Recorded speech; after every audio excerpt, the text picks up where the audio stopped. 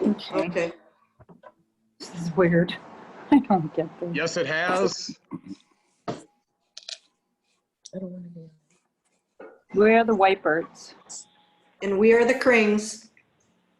We're the Herrites. All right, at this point, we're going to mute everybody on the meeting. We do have record of everybody on here. We have started the meeting and the chairperson is speaking.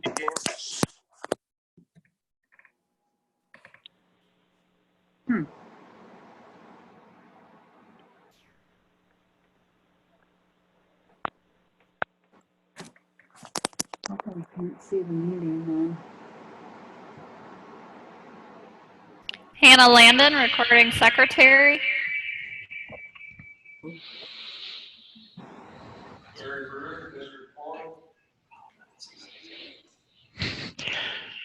Rocky Gellner, District 2. Chuck Wick, District 5. You can't see it.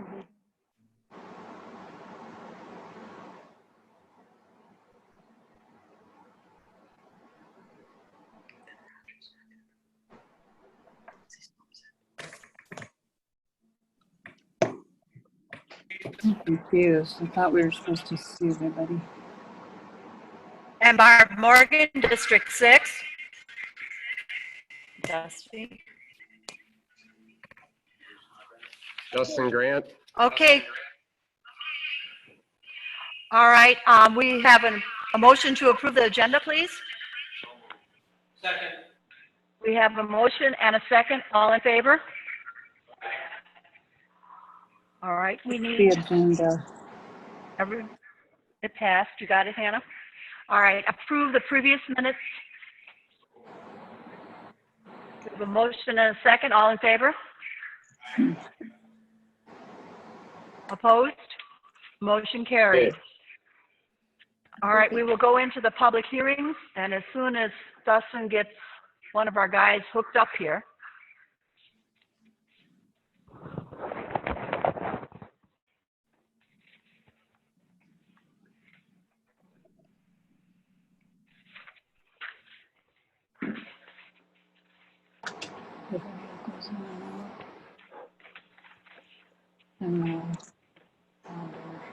First person now.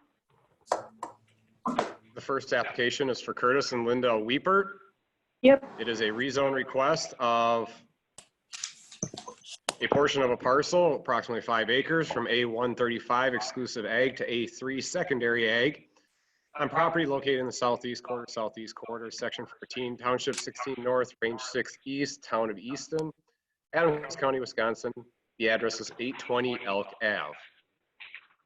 The Weeperts, are they? We're right here. Are Right you here. on the application or on the? All right, I can see them waving. Yeah. If the committee has questions for them.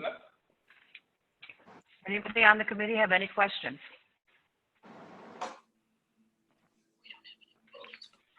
A little background, this is a larger parcel. It is a 40-acre parcel. It is under farmland preservation, so they are not able to build a house. They would like to rezone out 5 acres, and that would leave a 35-acre parcel. And the town did approve it. Is that, we got a Recommend question about approval, I that. guess is a better way to put it. That's what I'm seeing. They're under A135, they are not under the farmland preservation. I'm confused. Okay. All right, are there any questions for them Yeah. from the committee? Okay, did you have something you wanted to say? The Weepers? Yeah, is the 35 buildable with this rezone? Hold on. Is the 35 buildable with the rezone? It's just me. They want to know if the 35 is buildable with rezone. Did you hear the question? If it's not under farmland preservation, then yes, it would be.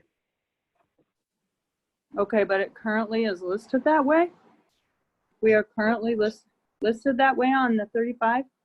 we're rezoning the 5 acres with the house, but the 35 that's left, what is that?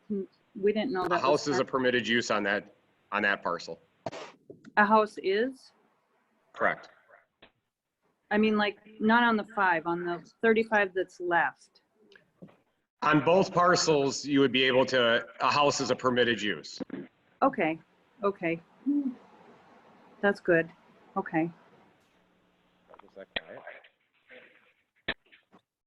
Randy's having problems. I'm sorry, what? We're just having a technical difficulty on a microphone.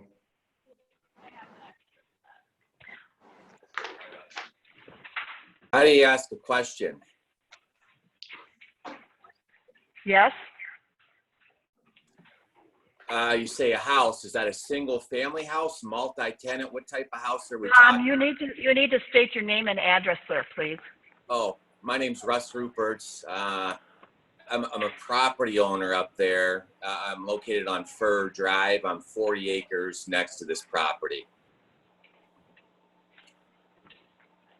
Is it a single family house, multi-tenant house? And what's the Single. square footage of Fur the house? Drive is not close to, Mr. Rupert, this application is not the one that is near you, I don't believe. This is for something in the, off of Elk Ave. Oh, I'm in the wrong one. This isn't Gale Avenue? no. No, Right. you're in the right meeting. You're in the right meeting, but that's the next hearing. There's 7 different applications today. Oh, I'm sorry. Okay. I'll sit tight. Thank you. Sorry.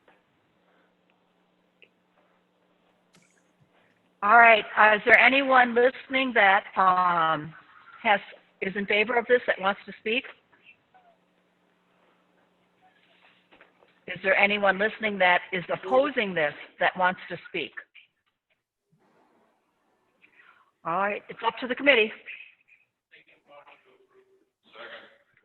We have a motion to approve and a second. All in favor? Well, we better do roll call vote. I'm sorry. Roll call vote, Hannah.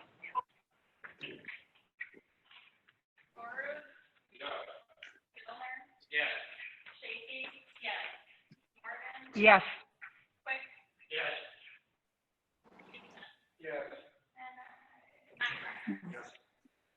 Can't hear what they're saying. So we have 7 in favor of this, none opposed. Some. And I think it was Rocky. All right, this meeting will, the next meeting for this will go to the county board meeting on July 21st. Please tune in to us so you can Zoom that meeting to, in case there are questions for you, please. Next, we'll go on to, yes? Is this tabled then? This did not pass? No, it passed. It goes, rezone has to go to the county board next. Oh. Okay, so we go to a meeting next month then for this?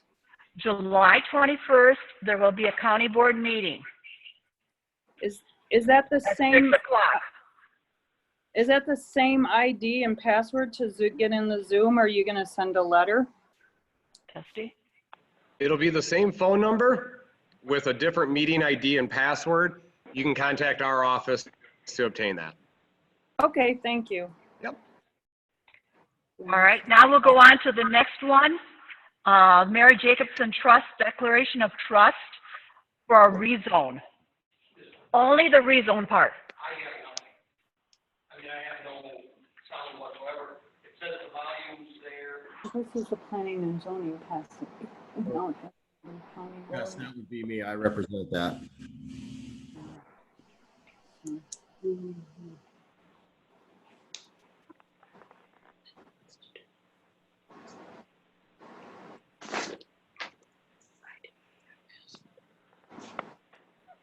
I want to see how they do this. We're having difficulties here with hearing some of it, so we're trying to get it straightened out.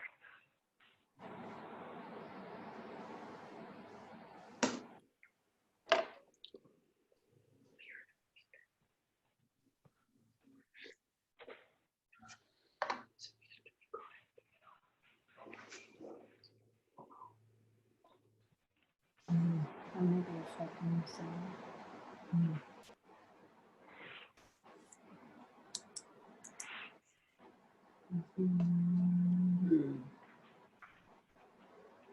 there's a county board meeting on July 21st.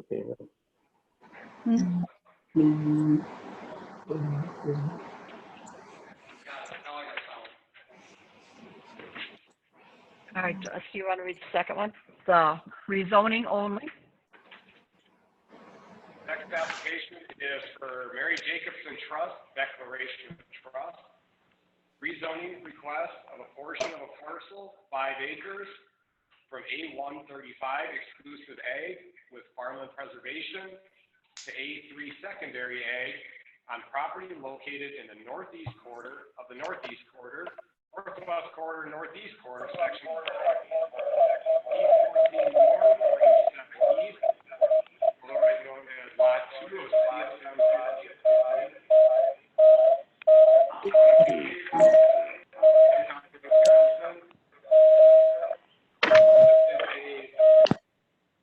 Application for rezoning, as it says, from A135 exclusive ag to farmland preservation to A3.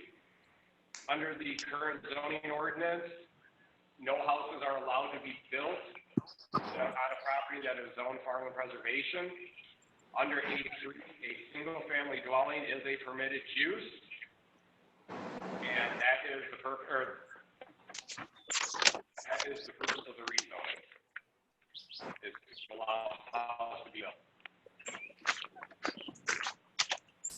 All right, first of all, can we hear from the person, see, I couldn't find his name. I'm the person. Requesting this? Yeah, I'm the person that's requesting this. You want to state your name and address, please? So, yeah, my name is Derek Polanski. It's 14336 South Silver Lane in Plainfield, Illinois. Okay, are there any questions for the rezone, not the conditional use?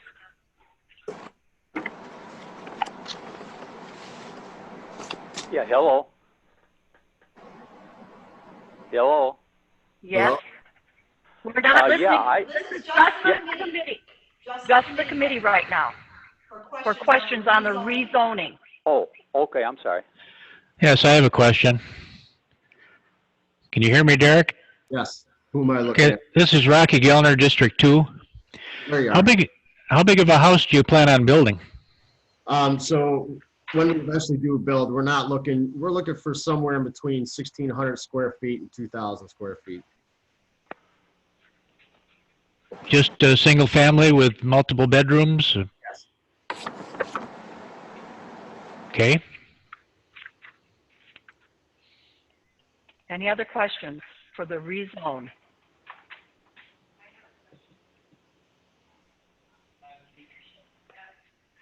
Jody Shapey, District 7. Derek, I was curious, what kind of occupancy are you anticipating in this house? So the occupancy is going to be very sporadic. So what we're looking to do is, and I know there's probably a lot of people on here wondering what we're looking to do. We run some wilderness trips for young people. We try to develop young leaders within the Chicagoland area. And this is a trip that these kids earn. They earn through showing through their lifestyle 4 different things that we look for that has to be displayed throughout multiple years of their life to be even asked to come on a trip. So all right, that has to do with the conditional use.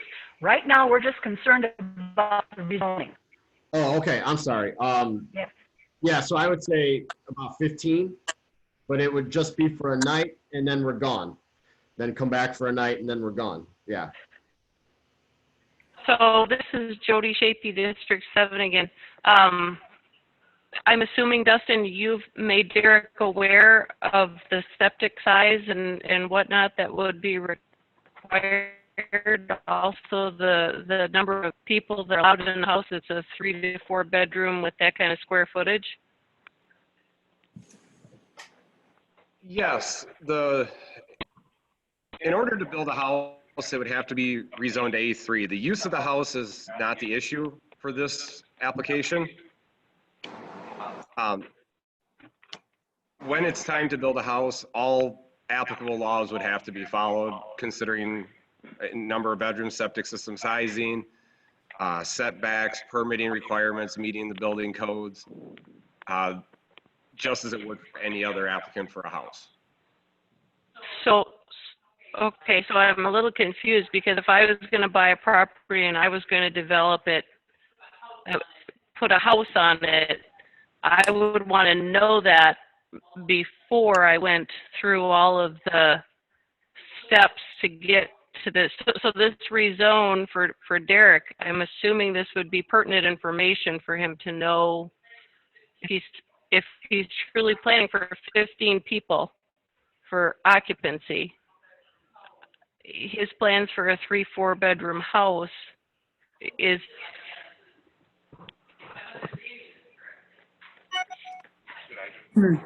Yes. In an effort to clarify why there's two applications in the entire process, I hope everybody can hear me well. The first application is for a rezoning of the property. Under the current ordinance, no house is allowed to be built in that district.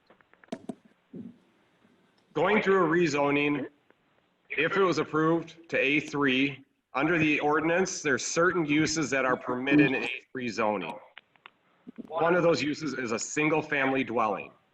If the rezone were approved, the applicant could build a single family dwelling for that purpose as a single family dwelling. If the application was approved today, it would have to go to the full county board for approval for just the rezone portion. If the rezone portion is approved, that entitles the applicant to also apply for a conditional use permit under the A3 district to operate the what the conditional use permit was for, as we published it as a base camp, and that's what he was describing. Approving the rezone does not entitle him to operate this activity. All it would do is make a single family dwelling a permitted use. And just like any other single family dwelling, it has to meet all applicable laws. And Mr. Polanski is aware of that. Chuck? We approve it. Approve it, right? Chuck Quick, District 5. If we approve this, it doesn't, after it's built, it gets used for something else. Do we have a recourse, or is there anything that the county can do to prevent it being used the way it's presented to us? In case anybody didn't hear that, Mr. Quick, one of the committee members asked if they approved the rezoning and a house was built and then the use was changed later on to either what was proposed in the second application or any other use, would the county have any recourse? Is that accurate? All uses, no matter when they start, have to conform with the zoning ordinance. If a use changes into something that the ordinance does not allow for, it does become a violation, and our office would start an enforcement proceeding against that property. Zoning ordinance.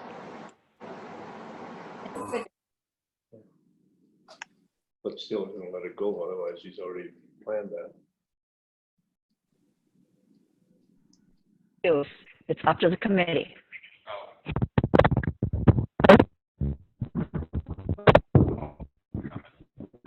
Oh, is anyone that opposes the rezoning? Yes. Yeah. Not the At this conditional point, use, what we will do just the rezoning. At this point, what we will do is start with the first person in our list of people that are logged in. The chairperson did set a 3-minute time limit for comment. There are a number of correspondence items that are in the file also. We will open it up one at a time, read your last 4 digits of your phone number if that's all we have, and ask if you would like to speak. We will unmute one at a time. But this will only be on the rezoning, not the conditional use. And I'm going to start out with, is this appropriate to do yours, Mark Hamburg's first? This is a conditional use, isn't it? You think we should take that under, yeah. So this is just on the rezoning so that he could use this property to build a house on, not for any other use, just to build a house. Doesn't make sense. The conditional use would be if he can use it outside of using it for a family dwelling. The first name on our list has a phone number that ends in 3916. Would you like to speak on this matter? I'd just like to say that I'm opposed. Thank you. I don't, what are they The talking about? next person on our list is labeled as Mark's iPad. Take this. Oh, sorry. That's it. Why are they're posting this other guy who's running? The next person on our list is iPhone Grandpa. Yes. I'm on the property across the road from there, and I was wondering if that means there is no road frontage there, and the easement is not been opened up yet. Why are they trespassing across my property, for one? And I don't think anybody's gone to look at this property to see the inherent problems with this. Against this, I don't think, because of safety reasons, I don't think we need this in our neighborhood. We've bought this land nearly 40 years ago for recreation and hunting, and I believe it's going to bring our property values down. We're not talking about the conditional use. We're just doing the rezoning. If there's camps, there are going to be No, we're not bonfires, talking about that. It's a severe fire hazard there. What is he? That other guy's talking? He's talking about there's no way to drive to the land. Under the parcel mapping available on our website, and from all information I have, there is access to the road under ownership of this property, and they do have a certified survey map. I'm having a hard time hearing anybody talk there. Can you hear me better now? Pardon? Can you hear me? Oh, my name's Eldon Johnston.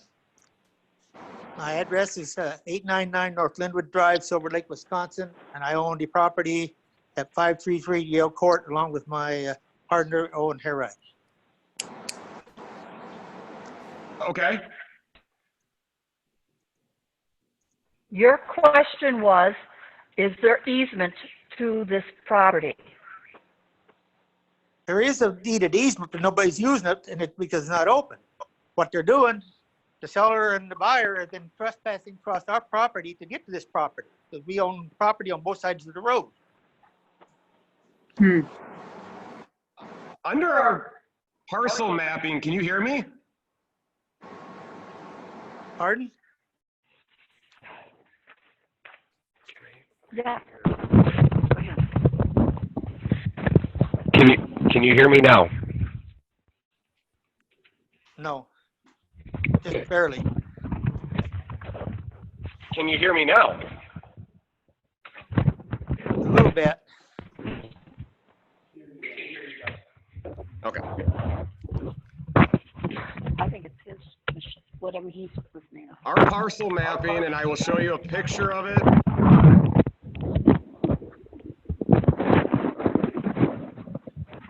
If you give me a second.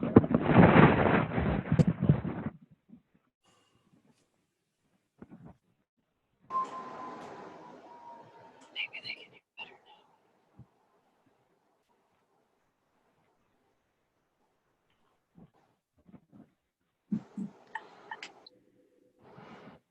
That's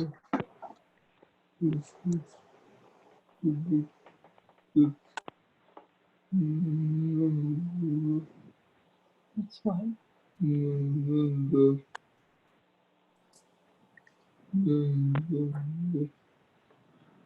Land out.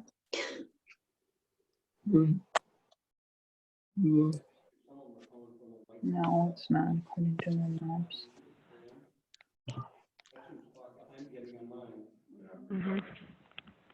Oh, and that's. Can the Weikerts please mute their iPad? We're getting. Oh, and is it our fault? I'm sorry. We're trying to hear what's going on because it's kind of something for our future. Is that better? We can still hear you. We need it muted. Oh, muted? Okay. There should be a little microphone looking thing on the bottom left. You'll be able to hear us, yes. Is that good? I don't know how to. Is this better?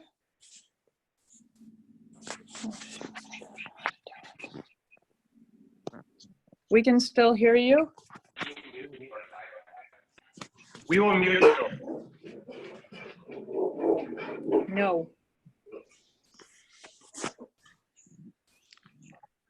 Is that better?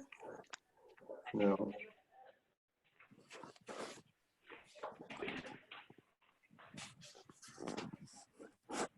And all the sounds, I don't know why it's-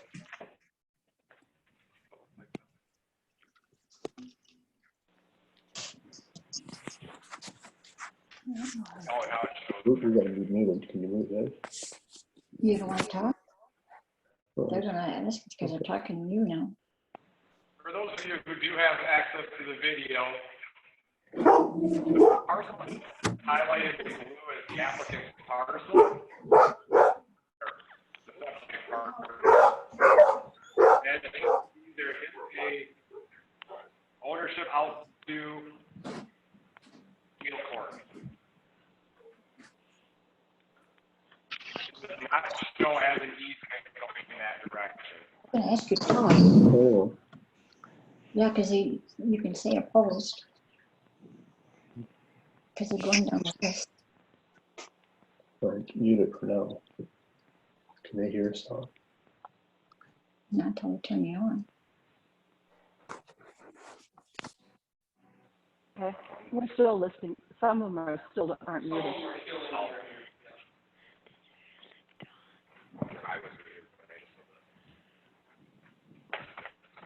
Okay, we're still talking about just rezoning. Is there anyone opposing it? Yes, I am. We have, our next person is Ken O. As far as opposing, I'd like to oppose as well. Russ Mr. Rupert, we will get to you. Oh, I'm sorry. Okay. How do we? Ken O, your phone is, or your connection is muted and we are unable to unmute you. You will have to do it yourself. Sure, wait, now it's unmuted.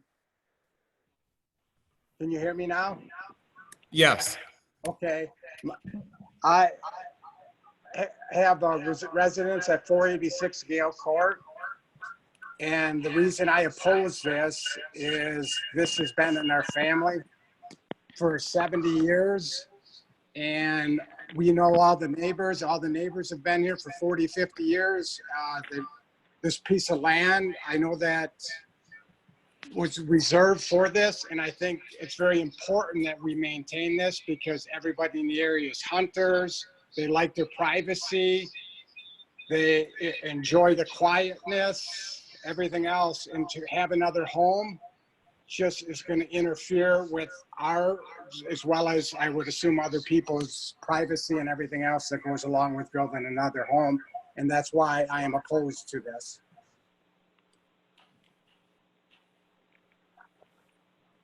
Thank you. The next person is Scott Sukamel. And I am unable to unmute you. Do you have me now? Yes. Okay, I would just also like to say that I'm opposed. Okay. The next one just says iPhone. I'm going to send an invite to ask to unmute. If that popped up on yours.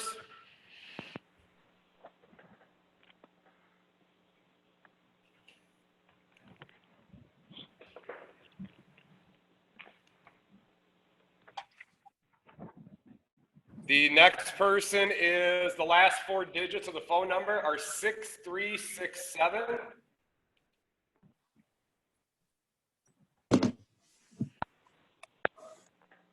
Last 4 digits, 6367. Would you like to comment on this? No, I have no comment. No comment. The next one is Bethany. I'm Derek's wife, so I have no comment. Thank you.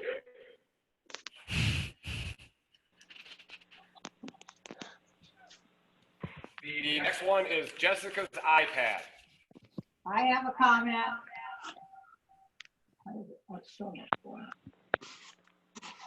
Okay,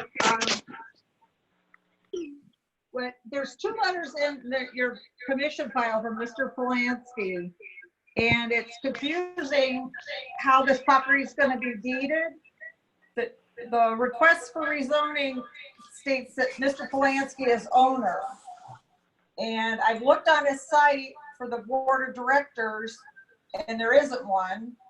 And I just would like to see where the board has given him permission to deed this property to himself when it's supposed to be for this organization. And that just seems, it opens a lot of liability issues and tax issues. I also would like to know, has the Adams County Sheriff, the Wisconsin Dells Police Department, and the Kilbourne Fire Department, have they been made aware that 20 individuals will be on that property? And that is what Mr. Polanski said last night on Channel 15. That it would be This 20. application is strictly to build a house. Okay. Not for the Well, conditions. There's no road frontage for this property. So that would be about building a house. The fire department is not going to be able to get in there on this access road when there's a fire. You guys need to come out here and look at what they're calling access. There's no frontage. And if there's a fire department, they might as well get a lawn chair and sit in it and watch their house burn to the ground. That's all I got to say on this. Thank you.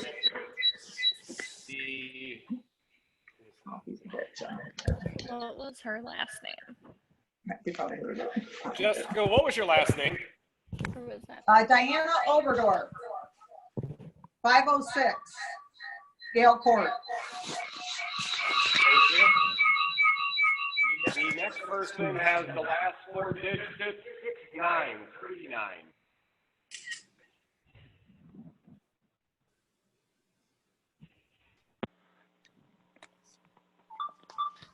6939.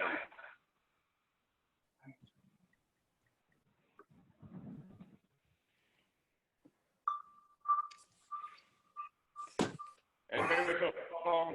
6939.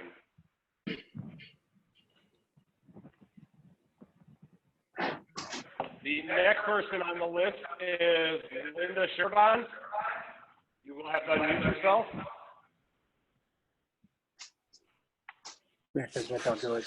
Can you hear me?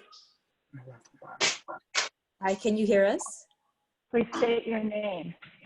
Linda Sherbon. Do you oppose or are in favor of the rezoning? We are Just the opposed. rezoning. We are opposed to the rezoning.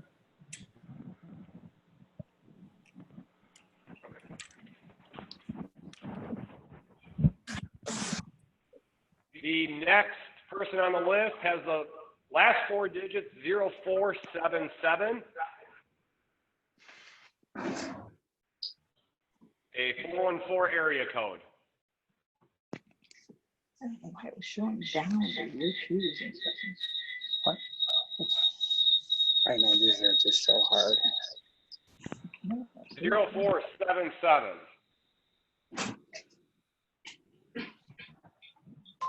The next one is an iPad. I am sending you a request to unmute.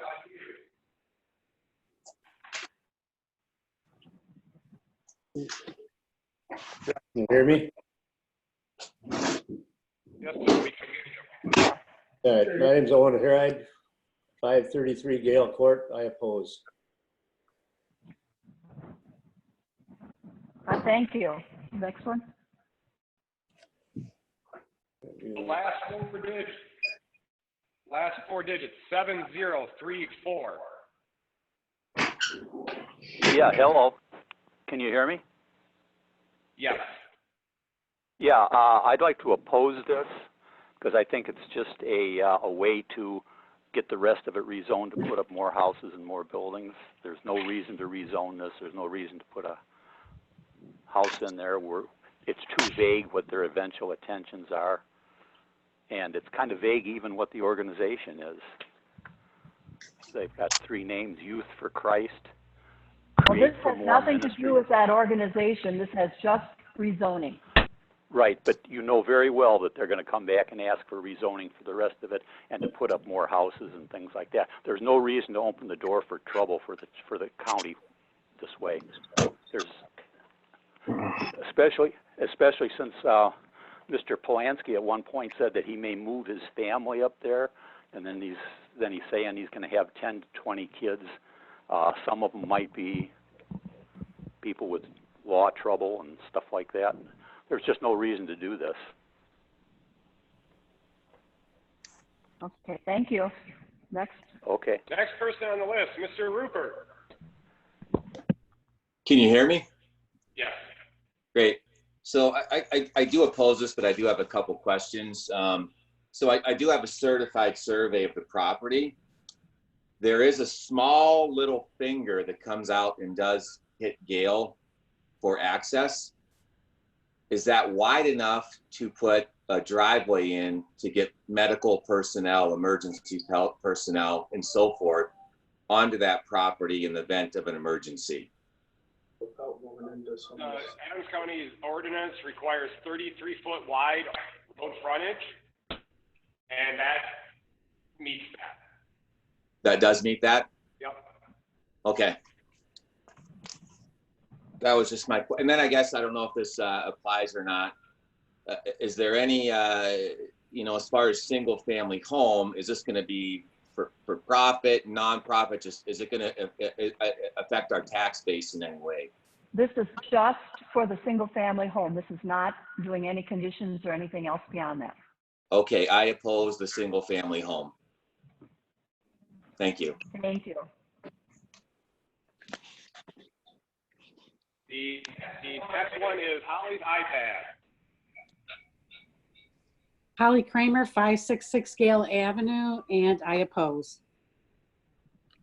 Thank you. Thank you. The next is a phone ending in 1333.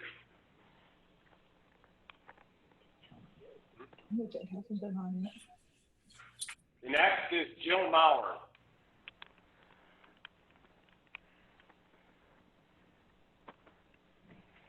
Jill Maurer, I'm sending you an invite to unmute.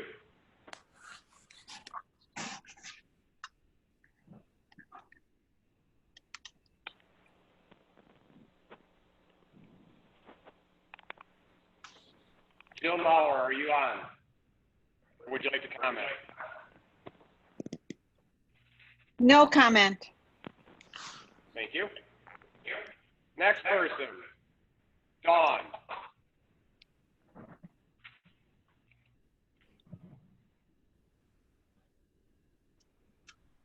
Dawn, are you there?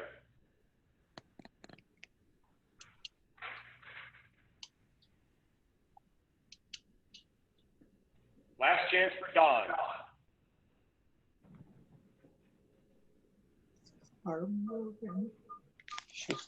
The next person on our list is Obi. Yep. Unmute. Are you there? Hello? Hello? We can hear you. Can you hear me? I can hear you. All right. Why is it? Okay, I oppose. I have 3 properties that adjoin this 48 acres. We purchased a house that is right next to the property. And we did this all because that was zoned preservation, that we did not want any other people being able to move in here. I think my brother said it pretty good. Neighbors and everyone around here like it nice and peaceful. And so, yes, we do not want it rezoned. Thank you. What's his name? Oh, wait. Hey, wait. Next person. Can I say something else? 025. Can I say something else yet?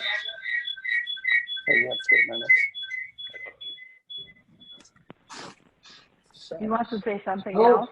Does it have to do with the rezoning? Yes. Okay. When they went and applied for this rezoning, he put down as he was a landowner. I'm pretty sure that would not be legal way of doing things.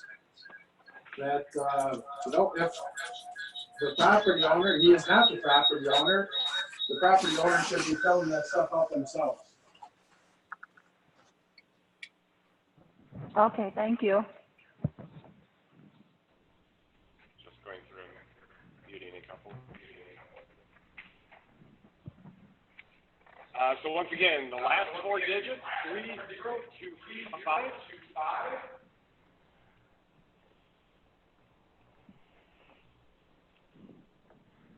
It appears you unmuted. 3025.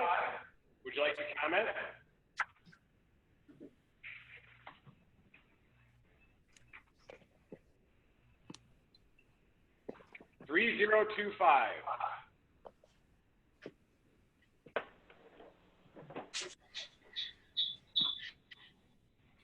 The next one is Kevin.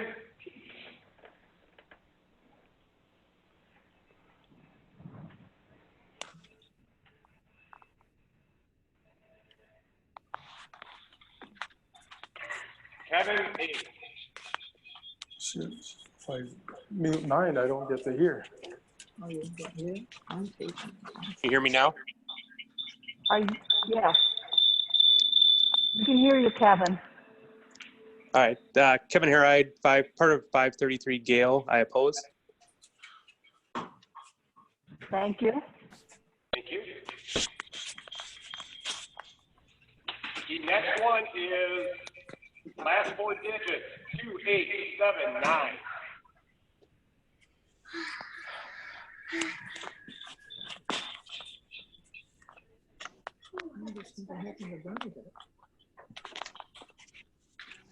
Two 2879, you're unmuted. Would you like to comment?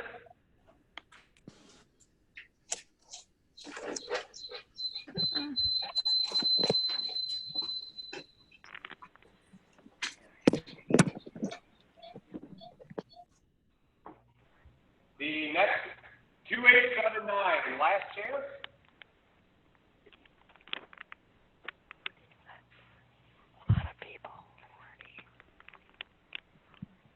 Is there anybody who has not spoken yet that I did not call?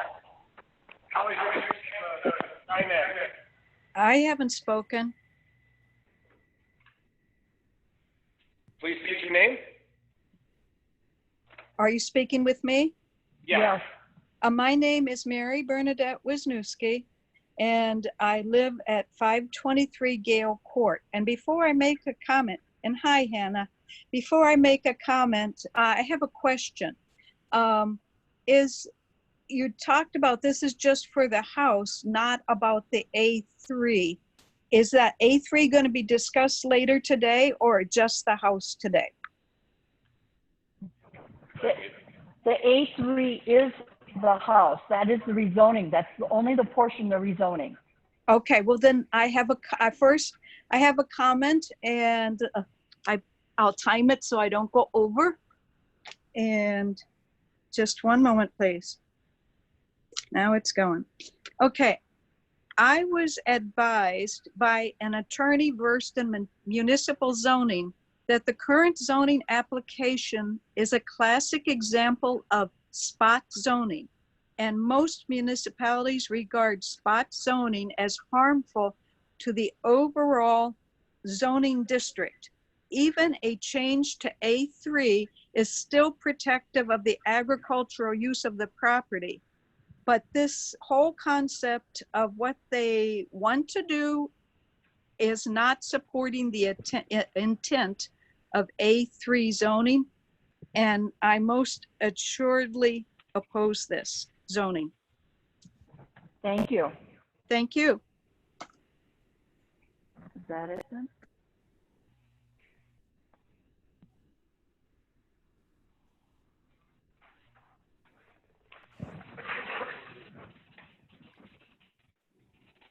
Is there anybody else who has not been called? Is there anybody else who has not been called on the? What? Reading over Mr. He does talk about the rezoning, not the conditional use. Okay. All right. Last chance for any members of the public who have not spoken that wish to do so.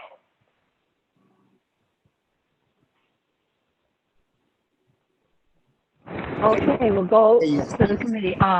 Rocky's going to read a letter that was submitted to us by Mark Hamburg, the county board representative from New Haven. Okay, Rocky Dillon, District 2. This is a letter from Mark Hamburg, Adams County Supervisor. Right there, right there.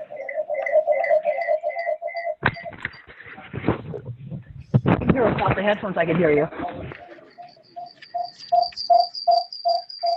I'm unmuted. Hi. Now I can hear. Okay. I didn't get a chance To to Planning speak and yet. I Zoning would like Committee. There have been many phone calls, letters, and emails in regard to this rezoning request. Admittingly, some of the correspondence from my constituents contain misinformation. However, the volume of correspondence received, it cannot be ignored, particularly since this rezone request is in my district. Through my research, I understand the township viewed this similar to a vacation rental, along with adding additional regulations above and beyond the county ordinance. The major issue missing, there are a number of restrictions per rental property. For example, you cannot have 20 people stay at a 3-bedroom home that sleeps 6. If this is to be a base camp for 10 plus 5 supervisors, the building is now a multi-family residence and no longer a single family. Will the facility have a large enough septic system to accommodate the usage, plus state requirements such as fire alarms, sprinkler system, as required in multi-unit dwellings? Created for More Ministries seems to be a legitimate organization, and with speaking with members from the New Haven Plan Commission, Mr. Derek Polinsky was an impressive speaker and very convincing. Do we know enough about this organization, and are they capable of upholding their end of the agreement? Hold on. Do we know enough about this organization, and are they capable of upholding their end of the agreement? Who do we contact if there's problems in the future? At this time, I feel there is not enough information provided and would request Planning and Zoning Committee postpone this rezone request until more information can be obtained. Without these answers, I would encourage a no vote. I apologize that conflicts in my schedule prevent me from attending the meeting in person or on Zoom. Thanks for taking time to read my letter. Respectfully, Mark Hamburg, District 1. That's all.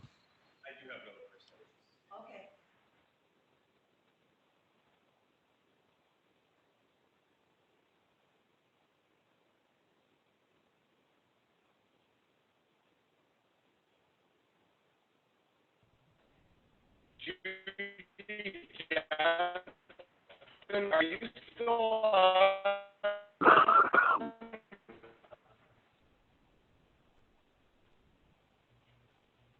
Judy Johnson.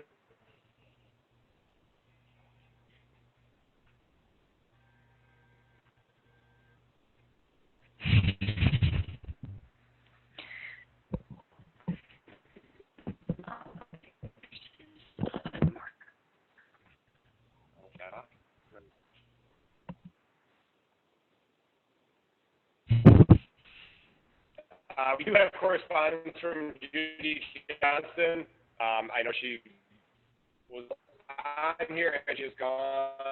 And we have correspondence from a number. I will touch on that here in a second.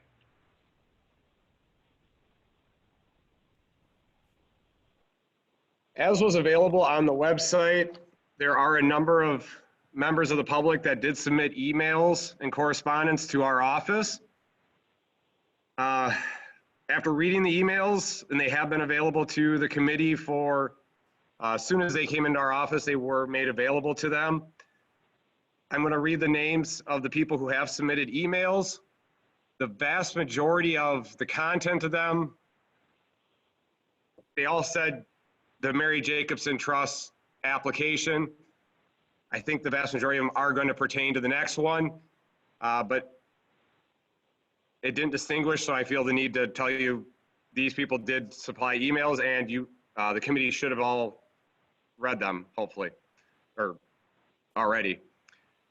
Beverly Oberdorf, Carolyn Johnson, Mike and Jenny Johnston, Arlene Tortorello, Eldon Johnston, Anita Brown, Kevin Harried, Diana Genda,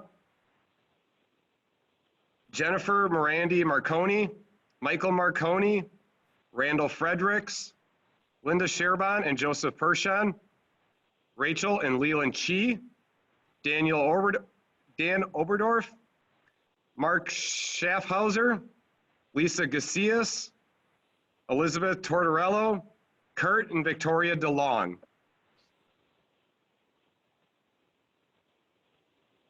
And that is all I have.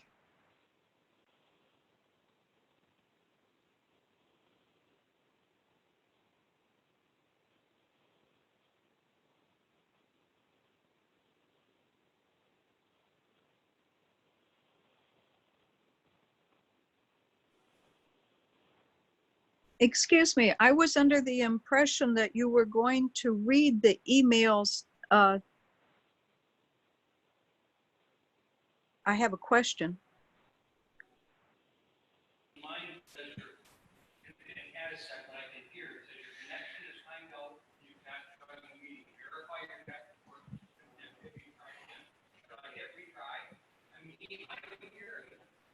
Well, leave it alone.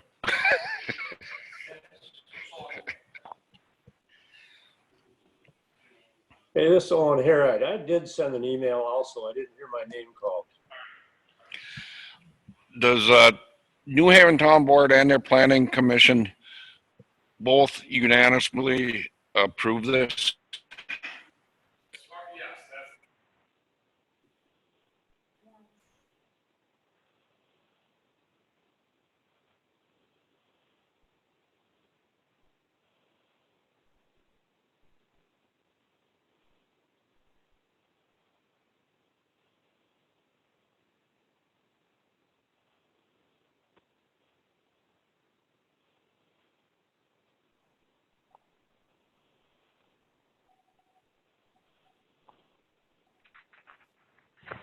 All right, the New Haven Town Board and the Planning Commission both approved the rezoning of this parcel.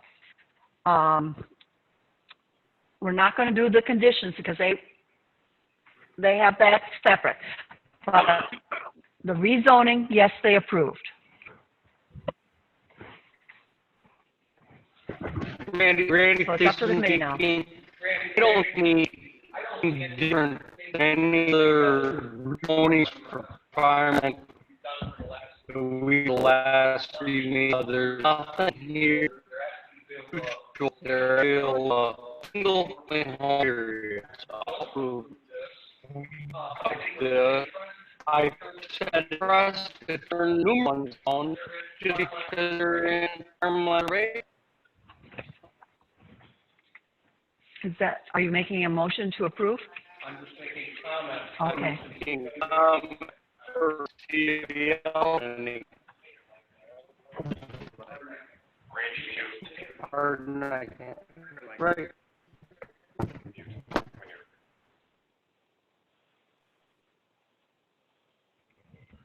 It's my understanding, Jody Shapey, District 7, that to have a single and two-family residential dwelling or seasonal dwellings is a permitted use under A3, correct? And this is what Derek is asking for.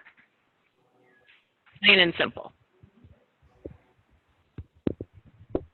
Under A3 zoning, there are certain things that are listed as permitted use.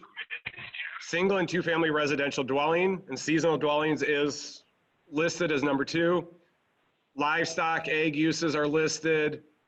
RVs, camping, home occupations, mobile homes, if they're replacing an existing, and a CBRF, which is in there because that's what the state requires us to have. Those are the only 6 permitted uses in A3 zoning. Anything beyond that without special approval is a violation. Single-family dwelling is what they're requesting. Yeah, we just in farmland preservation a few years ago, some of the townships. This has not been a long-term thing. A couple of us did not go in because, and I don't think the townships that went in realized what they were created. Anything zoned A1 could not build a house on. And now we're dealing with the repercussions of this every week, every meeting again. So that's a comment. All right, I'm still looking for a motion and a second. A motion to approve. Do we have a second?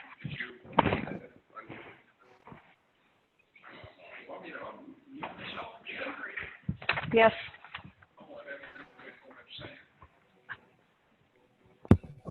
I'll make a motion to approve this. We have a second. All right, Anna? Bruce? Please unmute when you vote. Word. Yeah. Safety. Yes. Gilmer. No. Morgan. Yes. Beeson. Yes. Mac Reiner. All right, the motion has approved 6-1 for a rezone, and the rezone would go before the county board on July 21st at 6 o'clock. And you'll be contact the office to find the whatever you call that, those numbers. Okay, next we're going into the conditional use.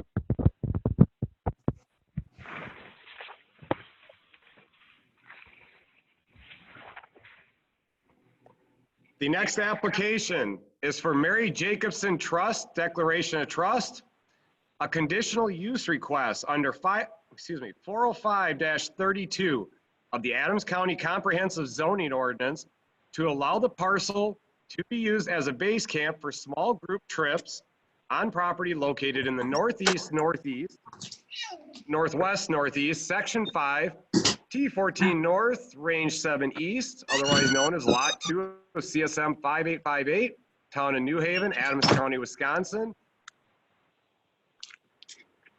Now, this is the portion of the hearing.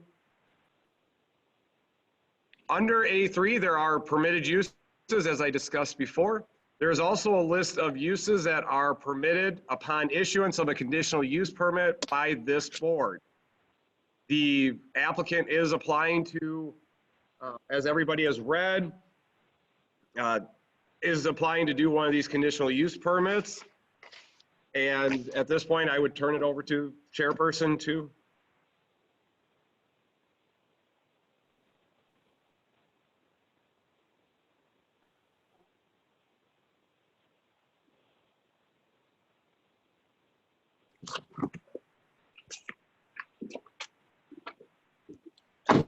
I'd like to have Derek explain what the Ministries is all about and what he plans on doing with the property. Yes. So basically what we're looking to do is we run small. Derek, can you hear him? Yes, I'm right here. Can everyone hear me? If I put my headphones on, I hear you, Derek. I can hear you. Everybody Okay. else? Okay. So basically what we're looking to do is we're looking for a base camp and for some wilderness trips that we operate. And we have small group, very intentional discipleship trips because we are a Christian ministry. And this is a discipleship leadership training trip for some young men that we work with. In the small group, I'm meaning groups of 10, no more than one group at a time. So we're not asking to say, hey, the groups are 10, but we got 3 groups at a time. We're looking for one group at a time and we would like a 2-to-1 ratio. So 5 adult leaders to 10 young people. So we, ideally be nice to whittle that down to closer to a 1-to-1 ratio. Just because the growth aspect and the relationship aspect in that. So what we're looking to do is to build a house to basically use as a come and go spot. So we would come up one night, stay the night, get all our equipment, and then go hit the Wisconsin River for 3 days or 4 days, 3 nights, come back, drop our equipment off, and then go to the UP Michigan for another 2-3 nights, and then go home. And, we would like to operate probably about 5 or 6 of those trips a year to grow up to that. And it would basically be, so you'd probably hardly notice us. So when we'd be there. Then another thing we'd like to do is we have many volunteers that volunteer within our organization. And we have a volunteer like appreciation trip. So generally those are Wheaton College students, and we had about 10 or 12 on the first one. And bring them up there, and it's basically for us to say we appreciate you, we love you, we're gonna give you this trip, this time of rest. Now let's go to Devil's Lake rock climbing. Let's go to the 400 trail and go mountain biking. And it's our way of showing appreciation to our volunteers. And another thing, weekend trips. So we call them work play weekends. We do vocational training on the out or in our ministry sites. So basically what that is that is an area where these kids can come and learn the trade that we're teaching them. And it's a real simple concept. You give us a day of work, and we'll pay for a full day of play, like at a water park in the Dells. And then, you'd probably see, because me and my family would probably come up to be maintaining the grounds, you'd probably see us more because we'd be there, trying to make everything look nice and keep it nice and tight. I do want to say that this trip is an earned trip. It's not a come one, come all trip. And what I mean by that is we have 4 areas in their life that we need to see their growth in after 2 to 3 years within our ministry sites. And so a lot of you probably have gone onto our website and you see we do have jail ministry. We did start out in the jails. A lot of these kids go home, they're on probation. We can't take them out of state. So these aren't the kids we're talking about. We're talking about the ones that we have partnered with Youth for Christ. Somebody mentioned Youth for Christ. So with Youth for Christ, they also have what they call campus life ministries, which they go into schools. And that can be anywhere in the Chicagoland area. We have schools in farmland down in towards Kankakee, Illinois, Northwest Indiana, and we also have schools within, Northern Illinois with Barrington and Wheaton and things like that. So a lot of these kids are identified as leaders as well, and these are the kids we want to invest in. Now, the 4 things that we look for in a kid, the first one's a little bit flexible. The first one is they have to display a commitment to Jesus. Now, if the kid doesn't believe in Jesus, he needs to display the next 3 really well. So the next 3 are, becoming a man. What does that look like to become a man? Leave childish things behind. To strive for a strong work ethic. So get a job, show up, do well, handle your money well. And then the next thing is leave your past behind. So if there's things in your past you need to leave behind, walk away from them and show us that you're committed to walking away from them. And once we see these 3 established in their lives, preferably all 4, but at minimum those 3, then we ask the kid to come on this trip because they're stepping up in their life as a leader. And this is a chance for us to learn their leadership to lead young people. So we're trying to train young people to lead other young people. And that's basically our goal. So we are not looking to try to rezone everything else. The reason why we asked for a small portion of it to be rezoned is so that we could build, and we understand the importance of the agricultural that preservation. And we're not looking to build anything else beyond that whatsoever. I heard recently that somebody thinks this is a halfway house. There is not a halfway house going in. The zoning for a halfway house would look so much different than what we're asking for. We're just asking to have a simple structure on there, something that we can come and go, and a garage to store all our equipment, and maybe a little pole barn for, the lawnmower and the tractor we have to maintain the property. So is that good? Or you got any other questions? So this is not going to have any gang members and gangs coming up. No, see, and that's very important, because part of this trip, I will not bring a gang member on this trip, because part of their qualification is you have to walk away from all of that, every last bit of it. And we need to see that displayed in your life for years at a time. And if we can't display that for us, we don't even bring this trip up to you. We don't even ask these kids unless they're showing this in their life. So it's not like this is a widespread knowledge. This is something that we've identified you, and then we come up to you in private and ask you and say, listen, we've identified you as a leader. We want to develop you as a leader. And this is part of a leadership training trip. So no gang members will be up there. Guarantee you that. I will not allow that.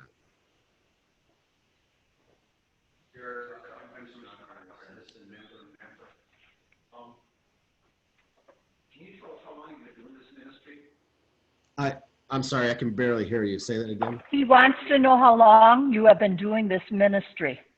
So we created this ministry about 4 years ago with the intention of, developing leaders through wilderness adventure and expeditions. As far as being in ministry, I've been in ministry about 11 years. And I've seen, the whole gambit of it. I've seen, down to the kids incarcerated, down to, I've seen the whole work.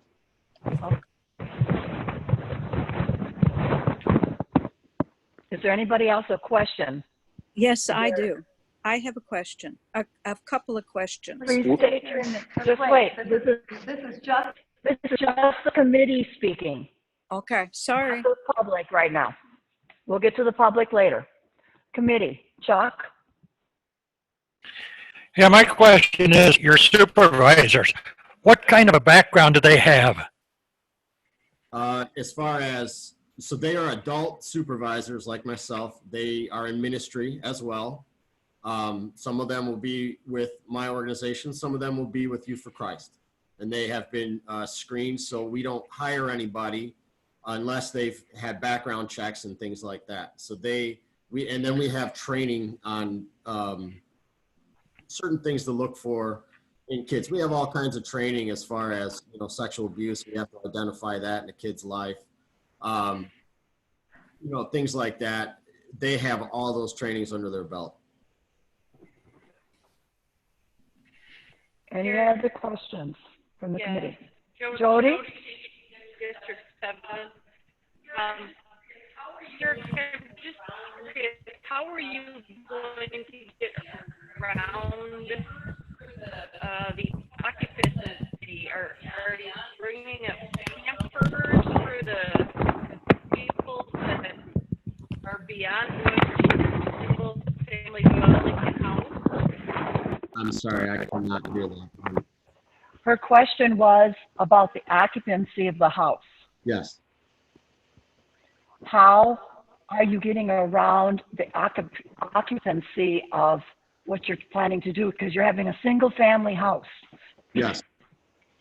Well, I've been going off the direction of zoning committees that what we're trying to do. If they say we got to do a multifamily house, then we'll explore that and see what that looks like. Yes. So that's how we've chosen the single family, because we were kind of told that, that we'd be okay with that. So basically we're trying to be as accommodating as possible. So for us to come in, we're not stuck on our agenda. If there's something we have to do legally, then we'll do it. So we're going off a lot of advice from a lot of people. So you're not looking to bring in additional campers or create more buildings? No. We're not looking to bring additional campers at all. So eventually when we raise the money for the building the house, then we'd like to build the house. But it's been under my understanding that if we wanted to come out there and pitch tents, we can do that and then break them down and obviously we'd break them down and take them with us until we have the funds to build the house. Well, yeah. Thank you. I'm going to try again. Jared, can you hear me now? Sort of. On your website, you have a wish list. And one of those things on the wish list is you're asking for twin beds for your van and trailer. Can you explain that to us? So yeah, a van and trailer, I mean, we do want a van and trailer, but the van would come back with us, and the whole purpose of having a garage would be to park the trailer in the garage.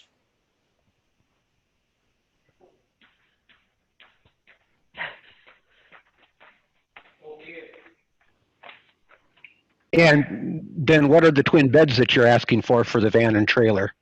What are those for? Twin beds. Oh, you're probably talking about when we build, we're probably looking for twin beds. I don't know. Your website said you want twin beds for your van and trailer. For the van and trailer. Yeah, I've got to look at that, because we may have to take that down. Wish list. Van and trailer.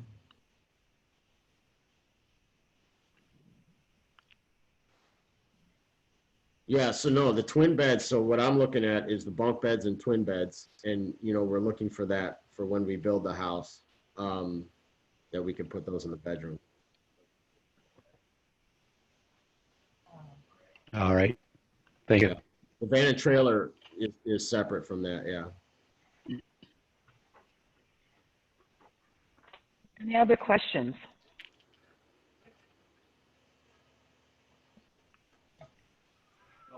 Well, I've got just one more than, your website also said they're going to develop a base and a residential program. Are those the same pretty? Yeah, so I couldn't hear copy. What was the question again? I didn't understand his question. He was muffled with my headphones. Okay. You said, just a second, I'm going to get some help here.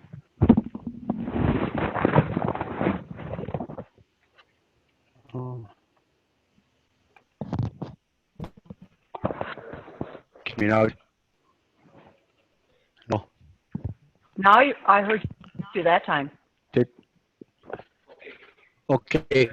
The website says they're going to develop a camp and a residential apprenticeship program.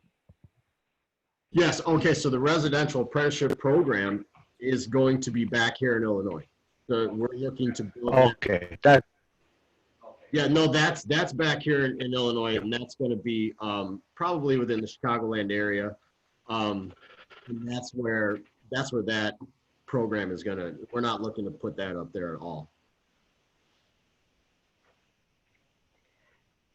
Now I want to clarify something. Can you hear me, Jarek? Yes, yes. Okay, this is not going to be for youth or young adults that have been incarcerated. This is strictly for people you've identified that could be leaders in the community to change their life. Yes, because the hard part about incarceration, well, for these kids is when they get out, they're on a lot of years of either A, parole, or B, probation, which they are different, and they can't leave the state. So all right, by the time they get off those things, they've aged out of our program. Okay. They wouldn't qualify for that, so.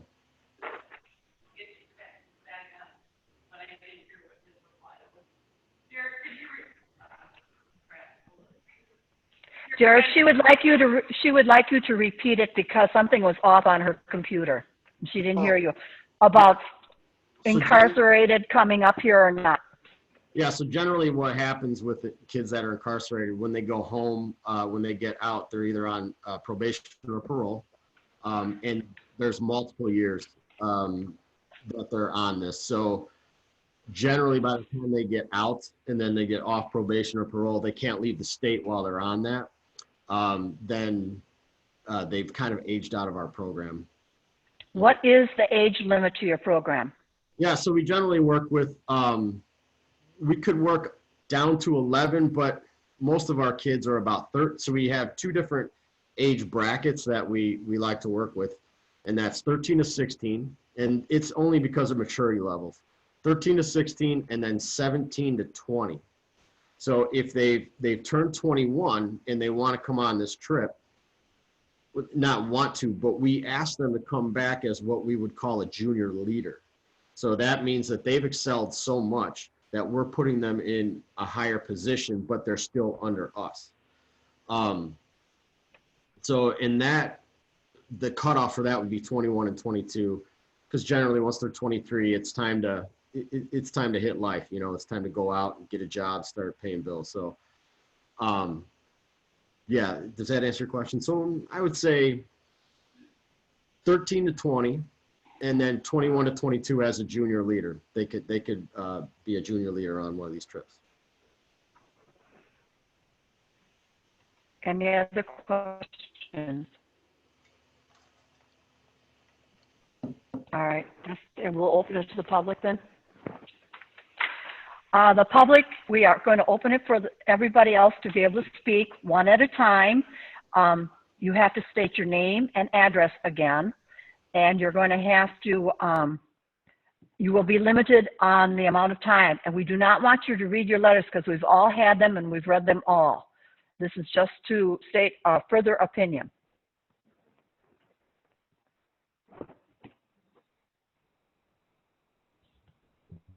It'll end up being the same order as we did before. The first one has the last four digits, 3916. 3916, you are unmuted. Would you like to comment on this? I have no comment.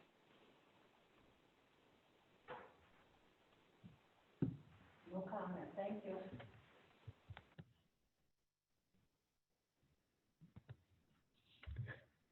Mark's iPad, I believe that's the Wickerts. Did you want to comment on this?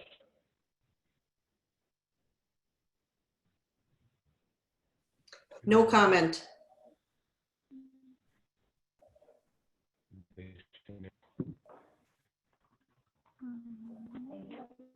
The next name is Ken E.C. Kenneth? I sent you an invite to unmute. Would you like to comment on this? Yes. Ken E.C. I think it's someone else. Oh, is it? Is it Ken O? Next person is Bill Pegler.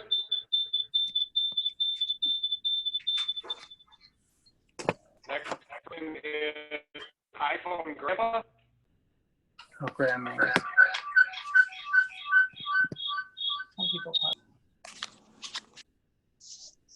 Yes, I'd like to comment on this. Eldon Johnston, I own property 533 Gale Court. I just wonder if, with that easement, Derek, will you have that surveyed so you're not on other people's property? Absolutely. Absolutely. Have you ever walked that easement? So the easement, Yes. so the road access, yes, I did when we were looking at the property. Did you walk all the way up the easement, or did you come in the driveway? All I know is we were guided on the road to a dirt road that went to the easement. Well, not really a dirt road. They said it was part of the road, so we were able to get up on there. Okay, but I know much of the time you take the driveway in, which is my driveway. And the other question, well, I just wanted to say too, I oppose this conditional use change.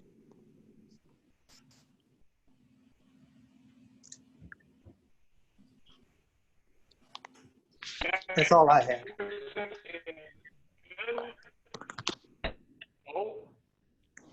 Hello?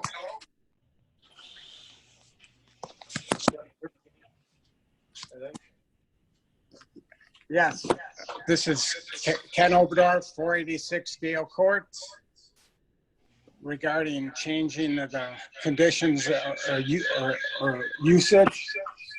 Is that, first of all, is that Derek's a great speaker, but he has a lot of issues.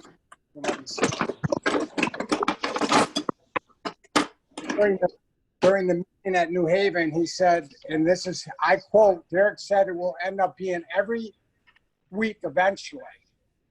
And now it's maybe 5 or 6 times a year. So that's number one. Two is one of you board members made the comment, suggested that incarceration, if you would all listen to Channel 15, he explicitly said that he would include those people to show up.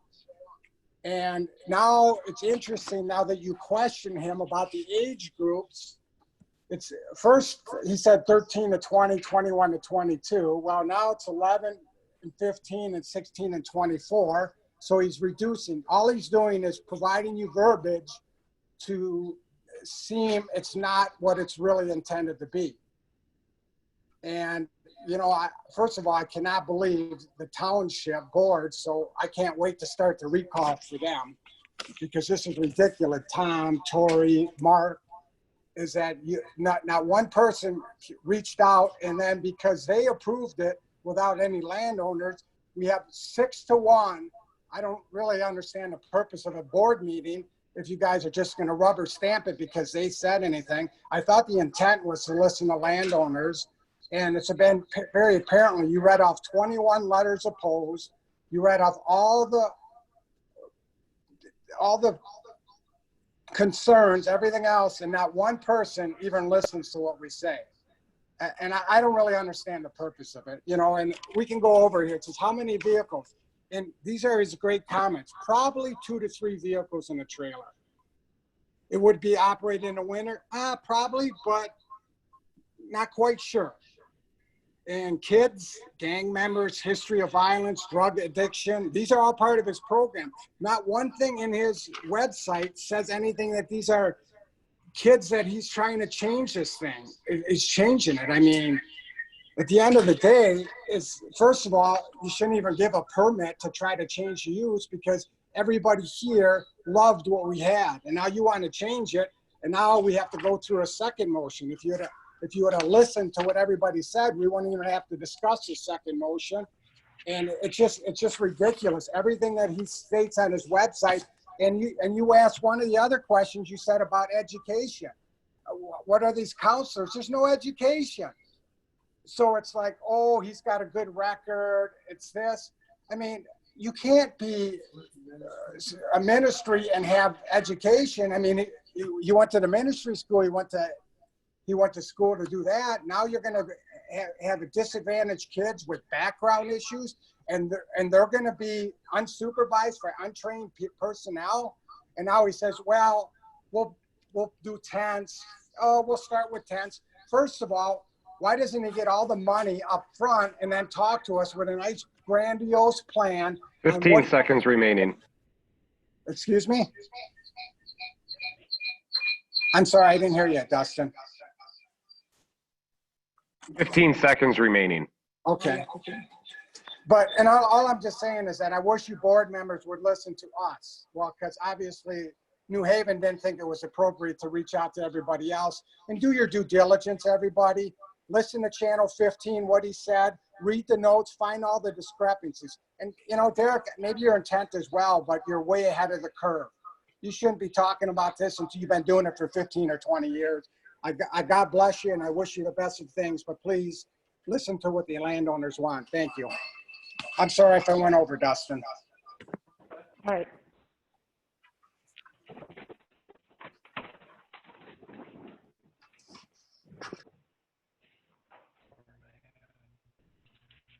The next person is Scott Sukamel. Yes, can you hear me? Okay, I would just like to say that I oppose this. Thank you. The next person is labeled as iPhone. I sent an invite on mute. Just labeled as iPhone.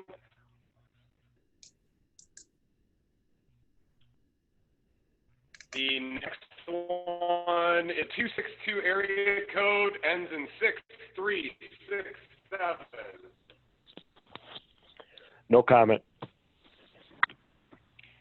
Thank you.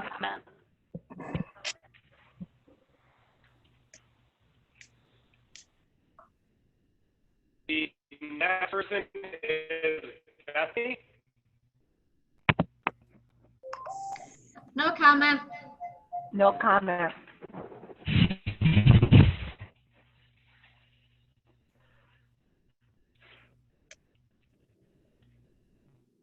The next person is Jessica Ziad.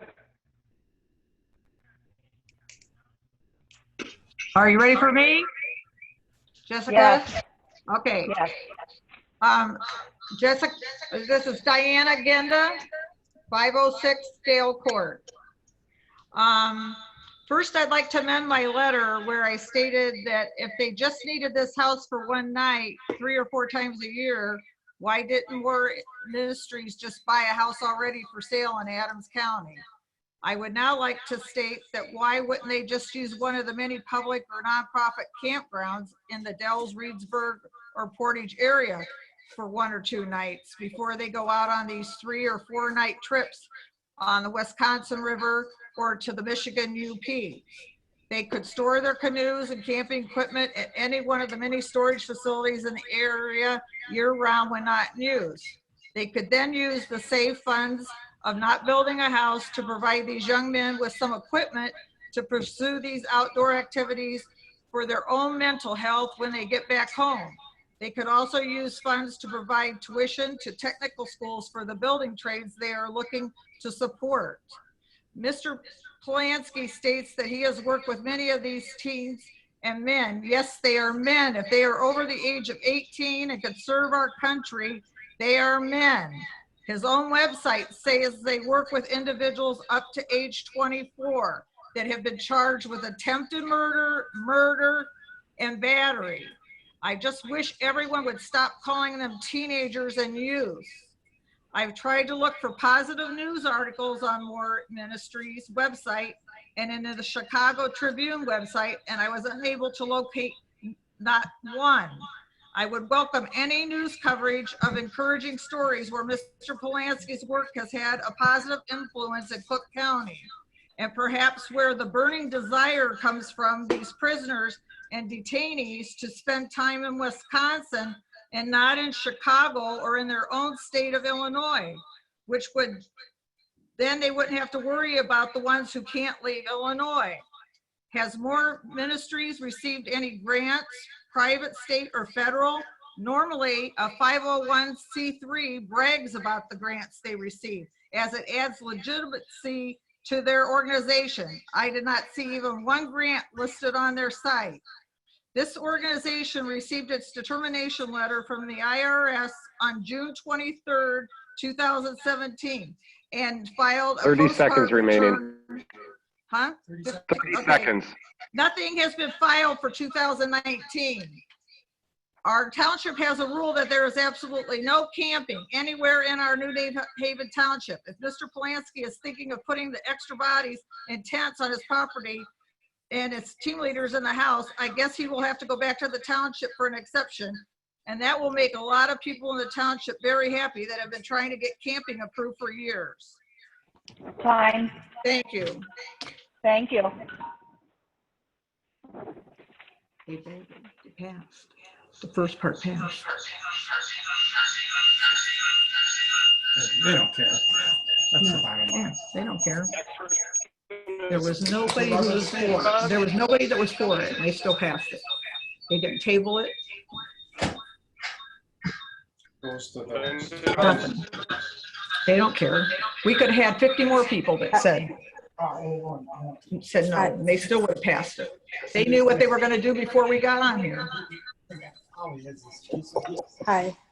My name is Linda Sherban, and we own the property that is borders the north and west borders of the property in question. And so I have a little question here. The zoning that just got voted for was to zone for building a single family or two family dwelling. And now we understand that you may have to request for zoning for a multi-family or multi-dwelling. So I'm not even sure why we're actually considering this at all, this conditional use request, since we don't have the zoning down.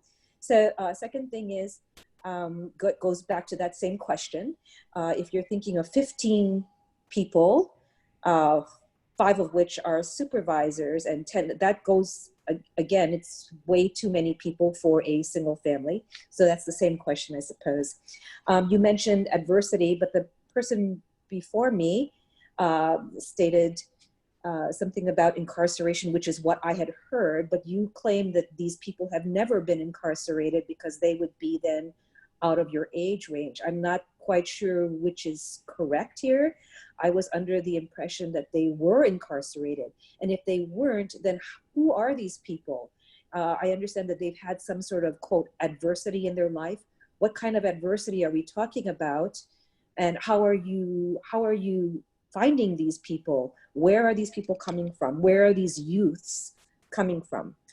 And then the last thing the person before me also touched on, which is you mentioned we may be seeing you maybe 5 to 6 weeks out of the year, but then you go on to say that you also use the place to reward some of your leaders. And then I think you mentioned a few other uses for the property. And if you're going to be going to places like Devil's Lake or some of these other recreational places in Eagle River, I would assume you're not coming in the winter. So all of these weeks that you're going to be using them, it's going to be all clustered in the summer months, which are the nice months here in Wisconsin. So I have a feeling we'll be seeing you quite a bit. Those are my comments.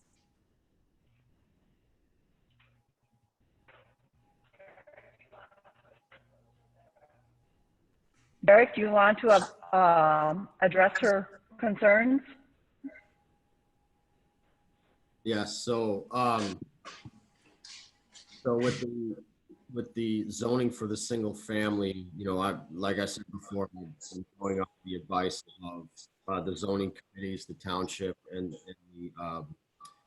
the county. So that was my impression, that we were trying to get the zoning for that, for the single family housing. As far as the kids and diversity, so we do work with kids over a broad spectrum, and we do have kids, we do have ministry in, you know, pretty high risk areas. And one thing that I do want to say, that I'm not trying to hide anything. I'm just trying to explain it the best I can right now. And so with the high risk area, you identify a kid that shows and displays leadership in his life. Does that necessarily make him a high risk kid? Even though he lives in a high risk neighborhood and has had a lot of adversity in his life, probably more than any of us can relate to. And to come out of that and have those leadership qualities that we could pour into, saying something for that kid's character. There is a lot of, you know, some of our kids have a lot of adversity in their lives that they've had to get out. That doesn't necessarily mean that they're drug addicts. That doesn't necessarily mean that they've been incarcerated. But yes, they do come from an area like that. And for us, I would say it's unfair to label them according to where they've come from. Yeah, so and the other kids that we do partner with Youth for Christ, they go into high schools. They go into the high schools, they go in at lunch times, they build relationships with kids, and what they have is called club nights. The club nights are, you know, generally 1 to 2 nights a week, and they can come, there could be anywhere from 50 to 150 kids at those places. So they work with the leaders there. And I do want to address one other thing as far as our leaders that are on this trip. All of us have bachelor's degrees in various different things. Like my bachelor's degree is in biblical studies at Moody Bible Institute. Another one of my leaders, his bachelor's degree is in social work. So they have, it's not just somebody off the street who has a background check. It's not as simple as that. So yeah, I do want to mention that as well. And did I get all the questions, or was there another one? I think you've got all her questions. I'll mute myself now and we'll go on. Okay? I have a question, or a couple. I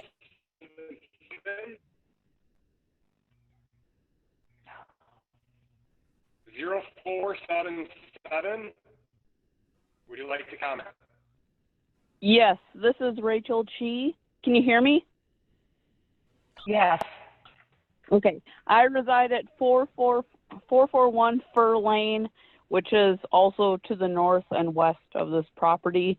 I think my email explained everything pretty well. I tried to base everything based, you know, on facts that I was able to locate, and I am opposed. All right. Thank you.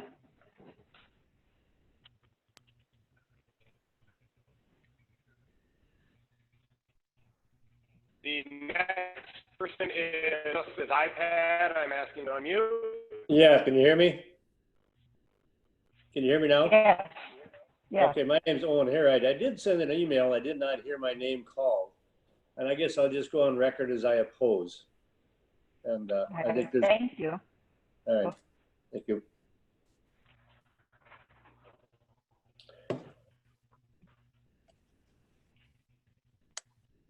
Mr. Ruger.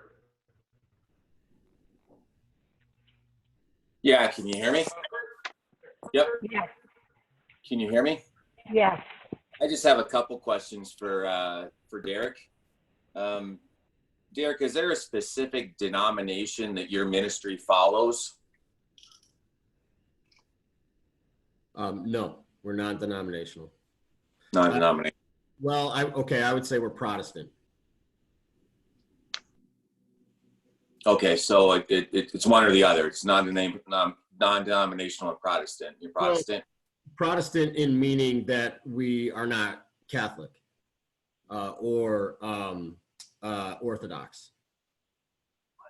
So Protestant as in like the Reformation, Martin Luther, things like that. So right. Protestant could be Baptist or it could be Pentecostal. We don't identify with, we just identify with the Reformation of Martin Luther. So we're Protestant. Right. Okay. And then as far as your ministry, are you tax exempt? We are tax exempt, yes. So this would provide really no tax benefit to the county or the township. Well, the last research I did, out-of-state ministries can only apply for up to 30 acres of tax exemption. The rest they do have to pay tax on. And what I've discussed with my board on this subject did come up in the township hearing is that, and we still haven't voted on it yet. So we would like to talk about it. And if, so the rezone going through, we would only request tax exemption on the rezone, but the rest pay the taxes on. I believe, if I remember what the taxes were before, I think they were somewhere around $2,000 a year. So we would not request the entire thing to be tax exempt. But very minimal on the additional farmland, 15 acres or 30 acres. Yeah, so exact. Yes, that's pretty minimal. But like I said, it's discussion because this question has come up that if we did request tax exemption, it would be just on the rezone, so the 5 acres, because we do know that would be taking money out of the community. Okay. But we haven't voted on it yet, so it's not voted on yet. But that's in discussion for us right now. Right. And you mentioned vocational training for the youth. Is that something would be provided or educated at this particular property? No. So the vocational training is something we do here locally. Back in the, but it would be a place to say, hey, we have to build a garage. Come up and practice the building of the walls like we taught you. It would be a place of practice for young people. Okay, so really there's no training going to happen at this particular property. We need to address the committee right now because we're the ones that have to vote. Okay, right. Please. Okay. I have no further questions. Thank you. Russ, really quick. Did you get my information from any of the town people? I did. Yeah, I did. I would love to talk to you about this. If you could call me at some time, I'd love to talk to you about that. Right. All right. Let's go on, please. The next Holly's iPad 2. Holly's iPad. Yes, I just want to say that I oppose. Thank you.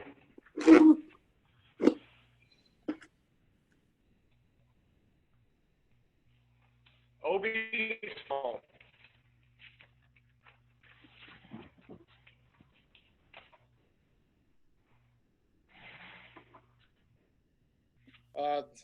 Rezone.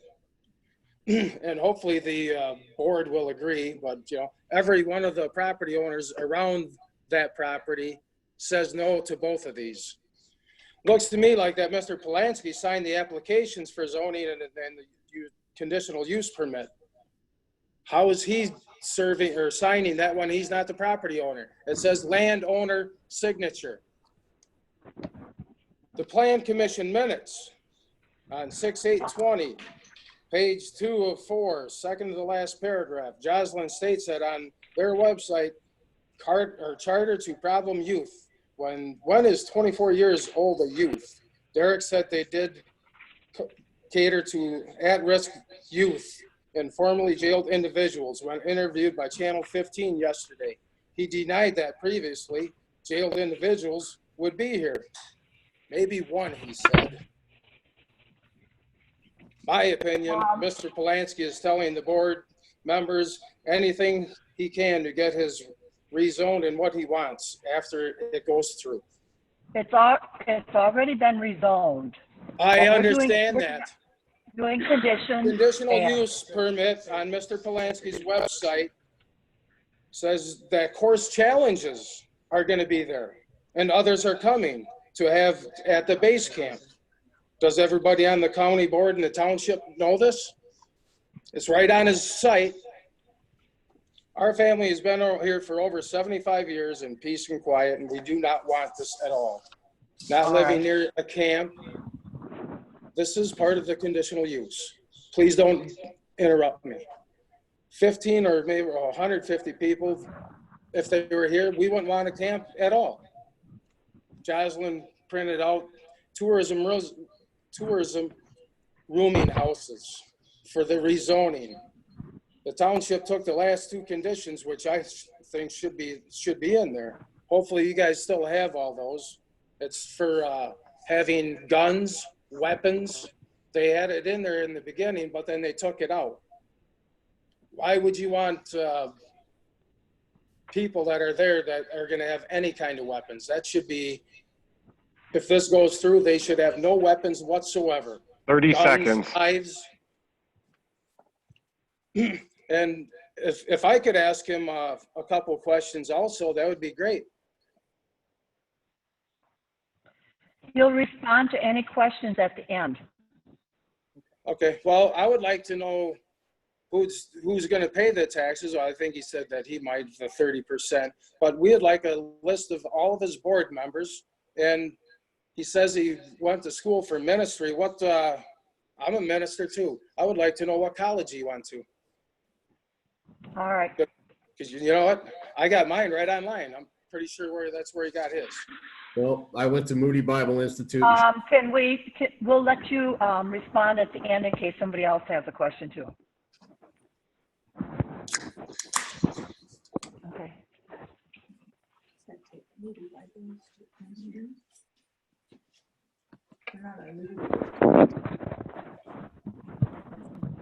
Next person is Kevin H. Can you hear me okay? Yes. Kevin here, part of 533 Gale, across the street from the property. Again, just want to put it on the record that I oppose the conditional use. I think some of the questions that I have are strictly around the single family home and then the number of people that have been discussed this evening really being undeterminable over different courses of time that really don't match up to what the original request was for. It seems like it's very gray and very undefined as far as what that use is going to be. Thank you. Thank you.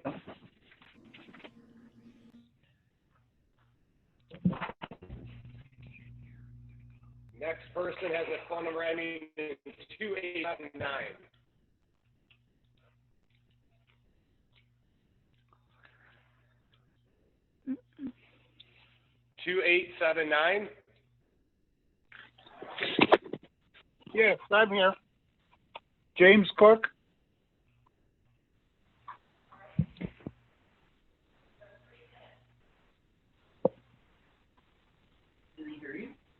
Can you hear me?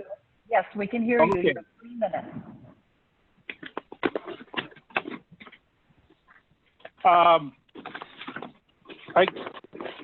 Can I speak now or? Yes. Okay. It's my understanding that this change in from A135 to A115 is because there's going to be the family owned all of 120 acres, and we bought. Sir, this request is for an application in the town of New Haven? No, That's what we're discussing now. Oh, no, I'm We haven't not gotten to that interested. hearing yet. Okay. Thank you.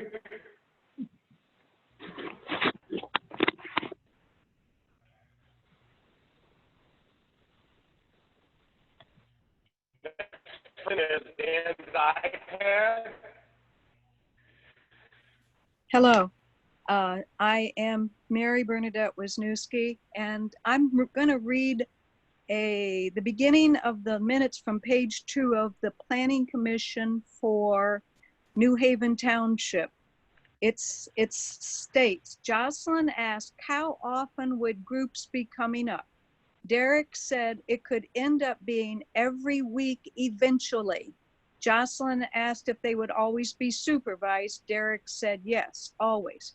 Now, I do not understand why tonight, and I want to ask Mr. Polanski, are these minutes incorrect, or was that said at the New Haven Planning Commission meeting? Yes, so when I said 5 to 6 weeks, I was talking about our week-long trip.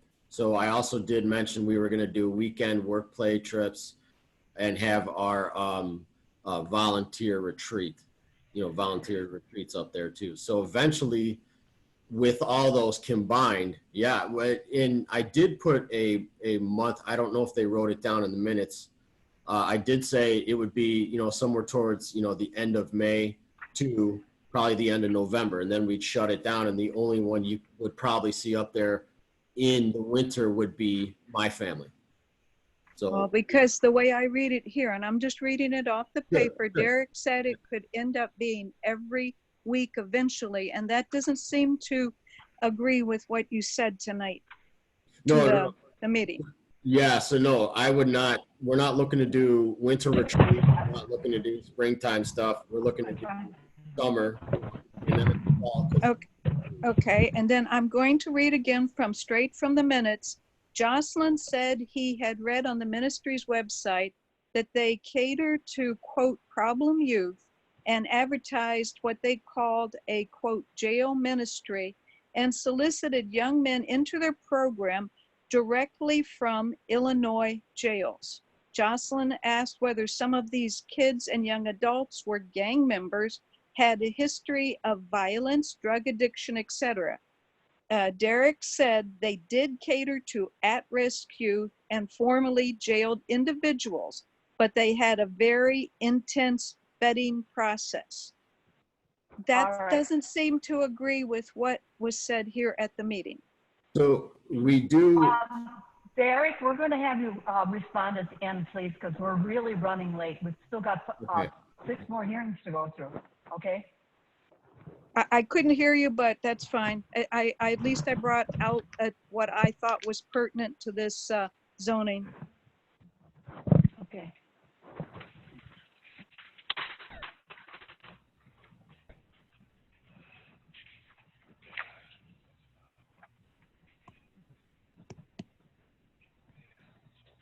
The next person is Randy. Never mind.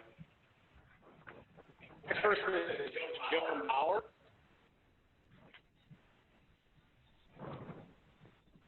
No comment. No comment. No comment. Thank you. Next person is phone number ending in 4203.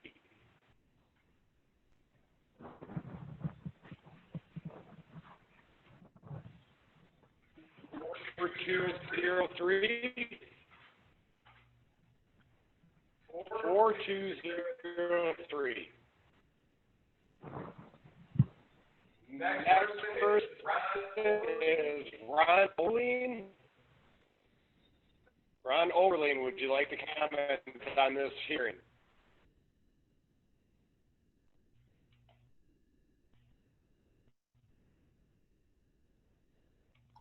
No comment on this item.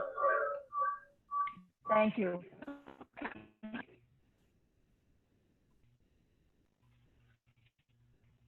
That is all. That's all. for the citizen comments. I do have some correspondence that I should, Okay. as I had stated before, in the, our office has received a number of emails and correspondence. I'll read the list again. It is the same list. Beverly Overdorf, Carolyn Johnson, Mike and Jenny Johnston, Arlene Tortorello, Eldon Johnston, Anita Brown, Kevin Harry, Diana Genda, Jennifer Morandi Marconi, Michael Marconi, Randall Fredericks, Linda Sherbon and Joseph Pershon, Rachel and Leland Chi, Daniel Oberdorf, Mark Schaffhauser, Lisa Gacias, Elizabeth Tortorello, Kurt and Victoria DeLong. There are, throughout those emails, as everybody read, there are a number of different issues that they all brought up. It is very important that everybody has seen that correspondence. And that is all I have.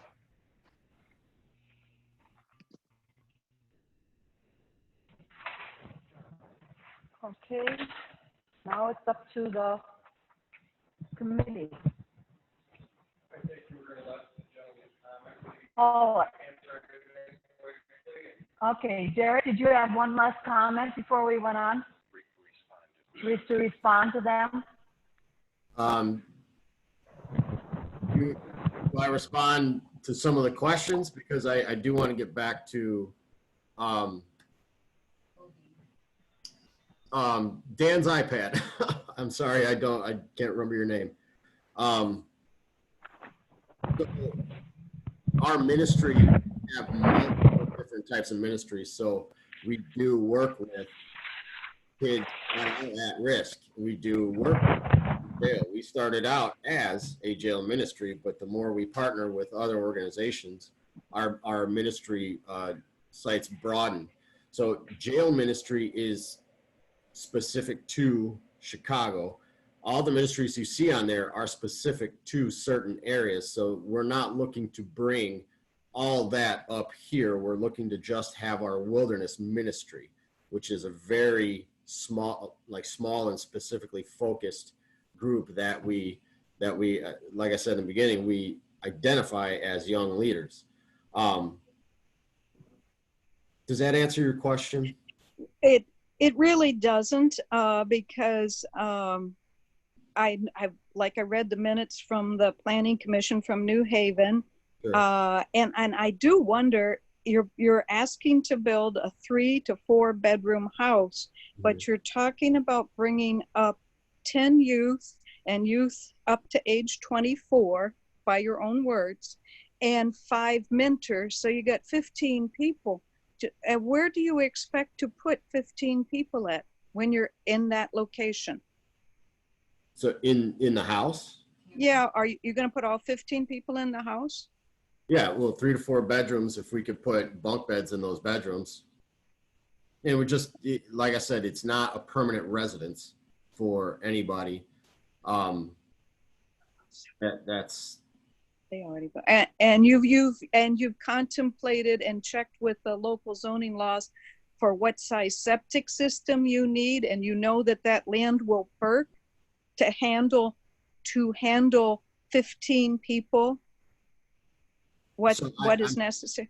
I said, have you looked at He's going to have to meet with Dusty to get those questions answered. Yeah. And Dusty and his staff will make sure that they have the proper size septic and everything for what he needs. Right. I guess I have no more questions, but I will say I am opposed. Like, I wished I had a tally of everybody that spoke and everybody that emailed and everybody that snail mailed. I hope the Planning Commission could release a tally. How many against and how many for? But thank you. Have a good evening. Yeah, thank you. I would like to respond to that. All right, go ahead. The names I read are the only correspondence I received. And I believe there was about 15, maybe 16. And the question is, how many were for the rezoning and how many were against? They were all opposed. Okay, thank you.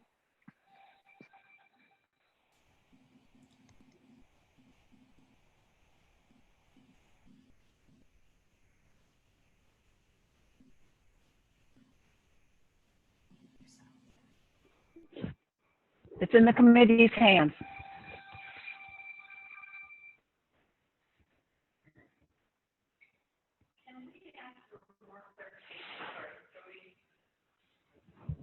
Jody Shapey, District 7. Can we ask Derek for maybe some more concrete information? The people that have been discussing this, there's a lot of gray area. They're not comfortable. Is this something that Derek could actually put on a document that he would adhere to? Yes, go ahead. So I'm sorry, I missed the first part of that. Repeating the conditions. We can set the conditions. And I can address that also. Anything said at this meeting that you base your decision on, and it's written in the minutes, it's on the recording, is defensible. If he says there's no inmates and there's an inmate, that's a violation of an approved conditional use, because you base your decision on that piece of evidence that he supplied at this public hearing. That's the purpose of the public hearing. As far as putting it in writing, the minutes are an official document that I can take to court. Okay, thank you. Okay, it's up to us to do the conditions that we would choose to have on this. New Haven wants, am I unmuted? I don't know. Yes. New Haven suggested endangered or threatened to endanger the public health, safety, that the property would not be used for endangerment or threatening to endanger the public health, safety, or comfort of general welfare of the area. The use of the property shall not have excessive noise complaints. The use of the property shall not have an excessive response from law enforcement. This use of the property shall not have poor property conditions such as garbage or refuge complaints, condition complaints, and general maintenance complaints. The general use of this property shall not have traffic and parking complaints. And additionally, the following must be followed that they had. There must be a designated contact person, supervisor with phone number on file with Adams County Planning and Zoning. Guests must be supervised and attended at all times. They wanted no loud noises after 10 p.m., no gunfire or no fireworks.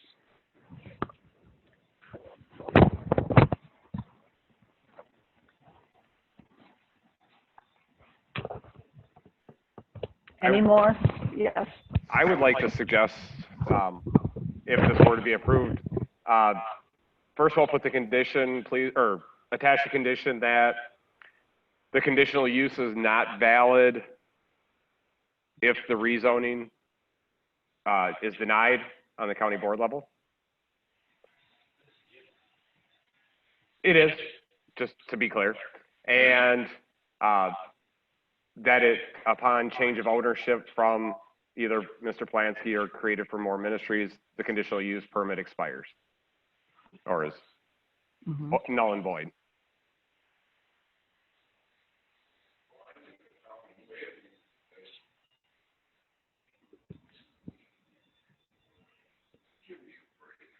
I think the town of New Haven has done some thinking when they put these conditions on, and I think they're probably good conditions. One of my suggestions would be to make sure it's surveyed and the lot lines clearly visible and marked.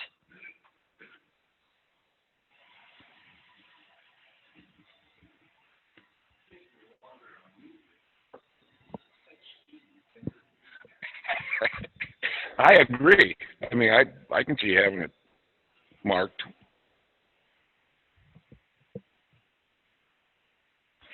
And I think one of the things should be that these conditions will only apply if the people that are in this ministry are there. But if they're having just the family there, these conditions don't apply then. Because then they're just a family unit. Well, he should know if it's him and his family.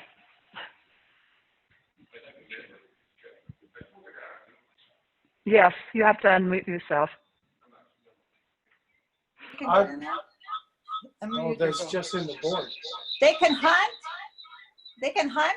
That's ridiculous. There's nothing that says they're going to hunt. This isn't a hunting lodge. There is nothing that is saying that there's a hunting lodge. If they can't have guns, they can't hunt.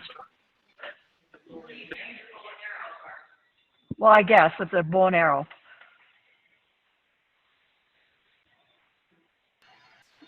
Dustin, I got a question.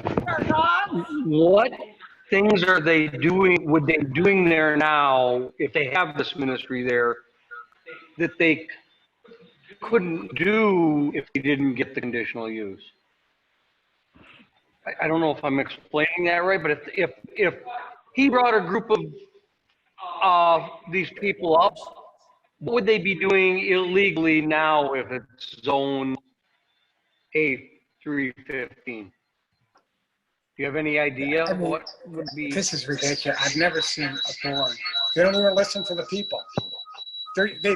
At this time, it is the committee that is making a decision. The time for public comment is over.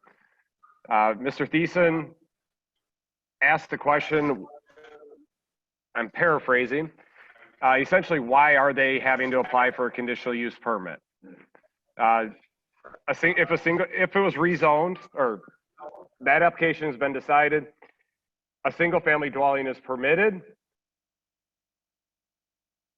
If there was not the nonprofit organization aspect of this, there is, from what I can tell, no activity he would be doing that would require any type of public hearing. It would be permitted. If any person on this meeting, if you drove down the street and asked 10 people to come and visit you at your property this weekend, as far as I know, there isn't a government body that would prevent you from doing that. The only reason he is going through this process is because there is that 501 or the nonprofit organization and the ministry type activity. He does raise money to bring the youth and young men up here. That's why I felt it was important to get it necessary to go through this avenue. Does that answer your question? Yes. Yes, it's my question. Clear. Anything else from the committee?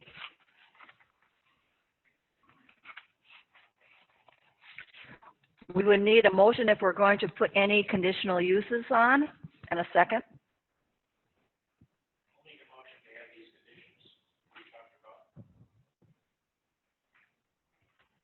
The ones, let's see, 1, 2, 3, 4, 5, 6, 7, 8 from New Haven, plus property line, plus it only applies while ministry activities.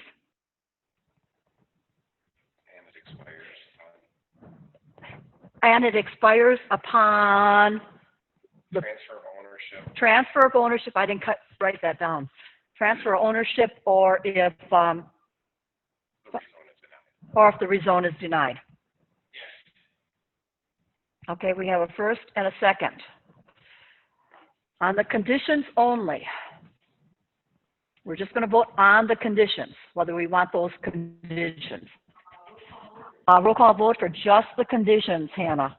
Barb, could I ask one more thing? I'm so sorry. Yeah. If we're already saying there's no shooting, would it be too much of a stretch to actually say no weapons?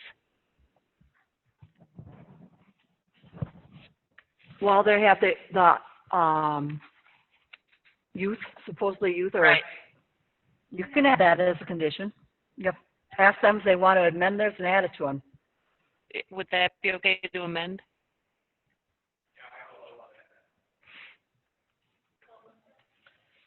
No weapons, they would add.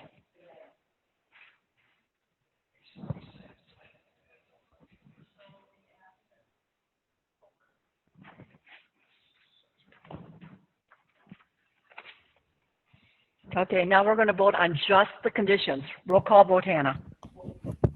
Okay, just wait. To approve just the conditions, not whether we're going to approve the overall thing. If these are the right conditions we want. Okay. Gilmer? Yes. No. Morgan? Yes. Wick? Ford? Beeson? Yes. Beeson? Shady? Yes. Matt Greiner?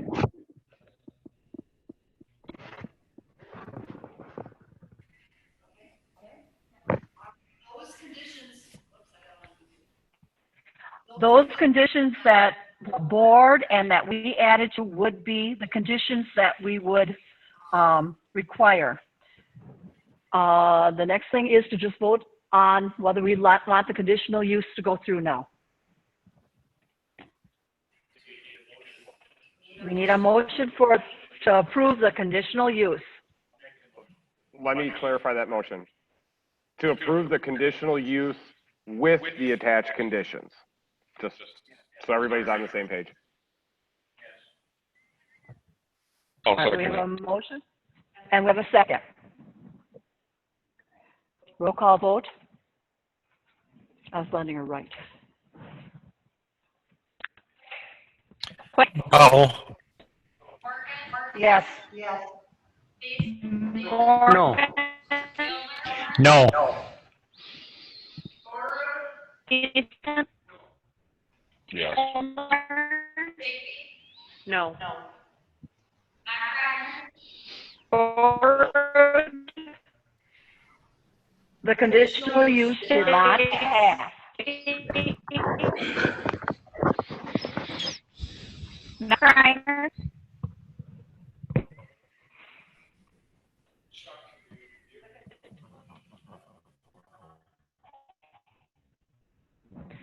The conditional use did not pass. The next step to go on to the next zoning. All right, we're going on to the next zoning. James Cook. Thank you, everybody, for participating.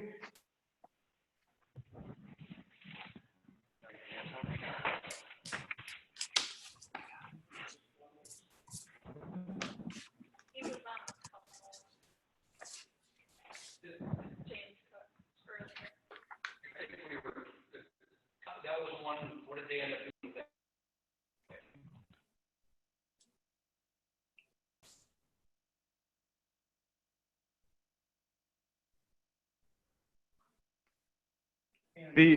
The next hearing is for a James Cook.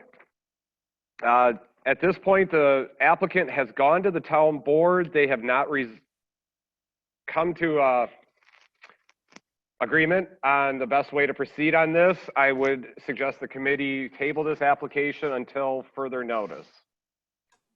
Okay, a motion to table. I'll make a motion to table. A second. Randy makes a motion to table. A second to table. Second. Second. We have a motion and a second to table. Roll call vote, please.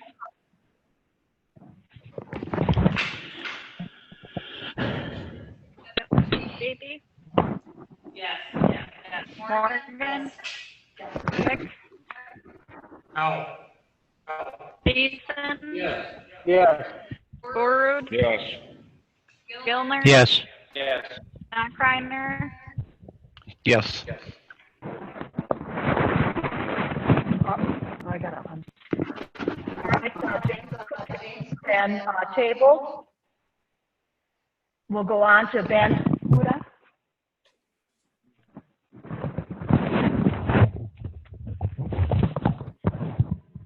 The next application is for Ben Hudak, rezoning request of a portion of a parcel, approximately 2 acres, from A135 exclusive ag with farmland preservation to R1 residential on property located in the northeast quarter, northwest quarter, section 16, township 19 north, range 7 east, town of Colburn, Adams County, Wisconsin. Property address 470 Bighorn Court.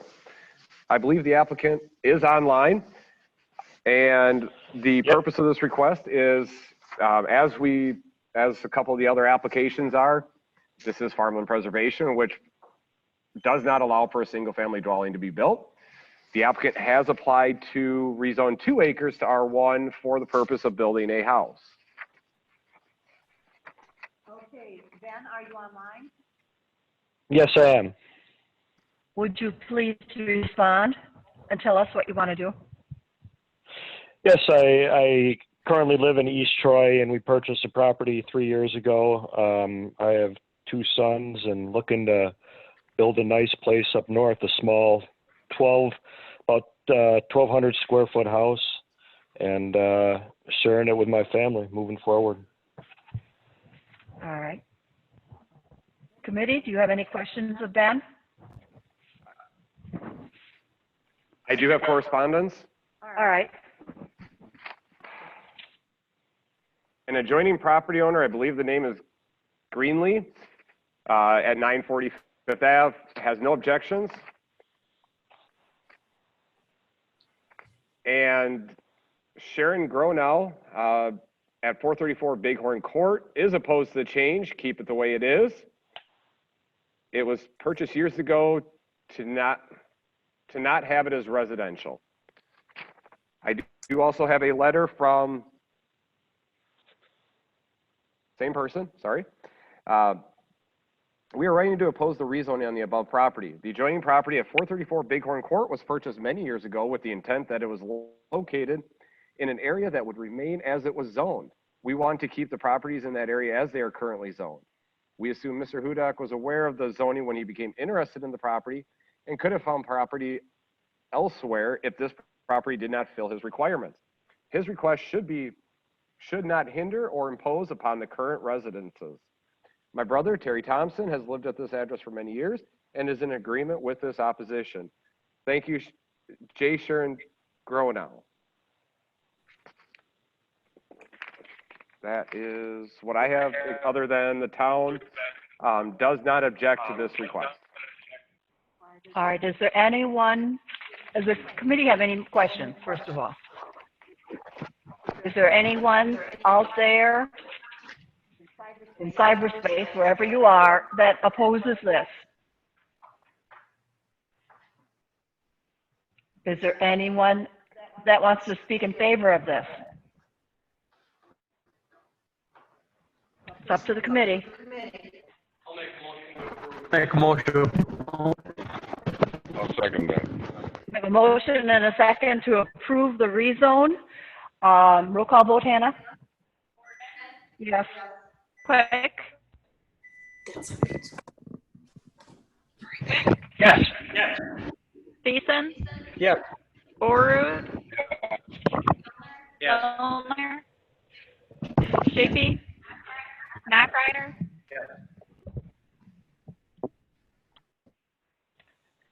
All right, the rezone goes forth. The next will be to the county board on July 21st at 6:00 p.m. Okay, thank you.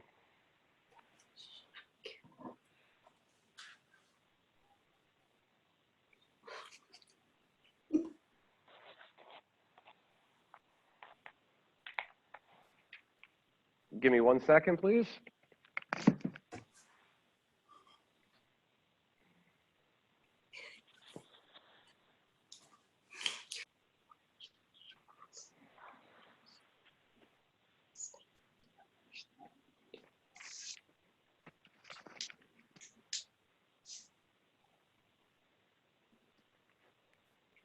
Sorry about that.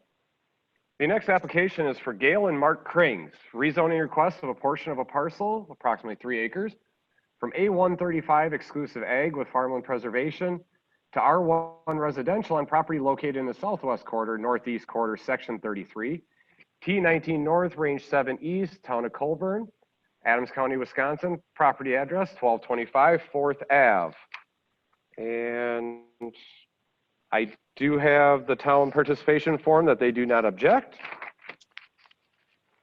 And I have no correspondence on this one. Hi. Gail or Mark there? Yes, both of us are here. My name is Gail Krings, I'm Mark Krings. and we are wondering if we can rezone 3 acres for a single-family home. The square footage of our home will be 1,620 square feet. We're going to have 3 bedrooms, 2 bathrooms. And the address is, since you guys started this meeting, or since you had started this, we did get a fire number. So our property address is 1235 4th Avenue. You can hear me, right? Yes. Okay, Yes, perfect. I had you on, I was on mute and I forgot. Yes, we heard you. Thank you. Perfect. All right, committee, do you have any questions of them? Jody? Gail and Mark, and maybe I should be aware of this anyways, but why R1 instead of A3? Because A3 would allow them to build a house also, wouldn't it? I can address that question. Okay. The minimum lot size in A3 is 5 acres. Oh, it is 5, okay. Oh, and this is for 3. Okay, sorry, thank you. The original request is for 2, and that was what? No, the original request was for 3, and we're going to remain asking for 3. Yes. Because the town already approved us for 3. Sorry, my apologies. That's okay. On R1, the minimum lot size is about a half acre, 20,000 square feet. On R1 large lot, it is a 2 acre minimum. So you could amend if that was a concern. Because if the whole 3 acres is rezoned to R1, in theory, they could do half acre lots. Any other questions? Is there anyone out there that would like to speak against this? Is there anyone out there that would like to speak for this?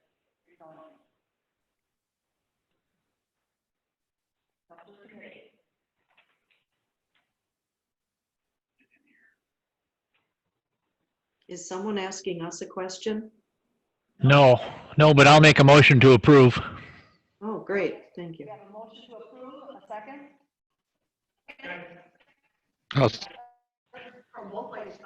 Okay, we have a motion and a second, and we need a roll call vote. That's me. I should probably write down who made the motion. That was Rocky. Chuck. The new Hannah. Roll call. Shapey? Yes. Gilner? Yes. Brood? Yes. Thiessen? Yes. Quick? Yes. Morgan? Yes. All right, the motion was approved, Gail and Mark. The rezoning will go before the county board on the 21st of July at 6 o'clock. Okay, and that'll be the final approval then. Okay. Thank you very much. Thank you so much. You're welcome. Now we'll go on to Gerke, excavating? Excavating. That's a long.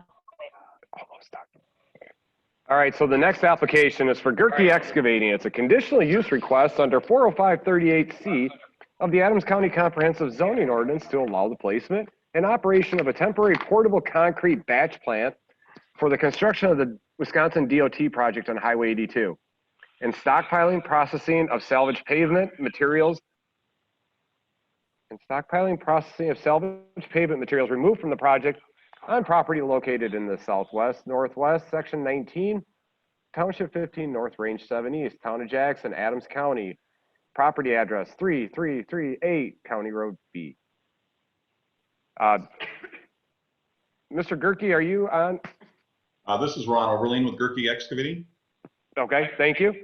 I did want to give a little background just to prevent any confusion. There was a similar request to this last month or 2 months ago. The gentleman that was here that applied for that did not get the contract. Gerke Excavating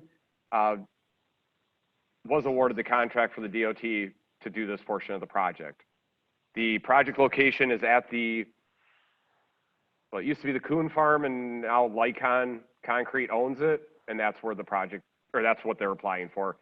Is that accurate, Mr. Gerke? Ron? Yes, that's correct. We are a subcontractor on this one. Treeweiler Construction is the prime contractor. Gerke is a subcontractor to Treeweiler. So. Thank you. All right. Are there any questions to Mr. Gerke? Yeah, were there any conditions put on this by the township? There was nothing put on it by the township. And that is confirmed by the town board chairman.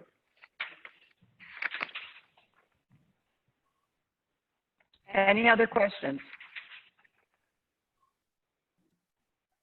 I do have one item of correspondence, and that's from the Highway Commissioner, Pat Kotlowski. The Adams County Highway Department has no concerns with this conditional use permit.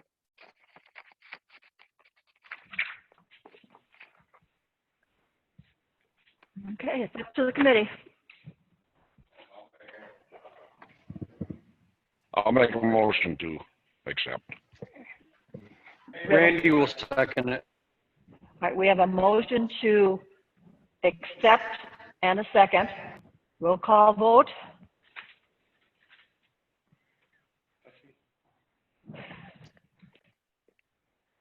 Morgan. Yes. Gilner. Yes. Shapey. Giroud. Yes. Quick. Yes. Beeson. Yes.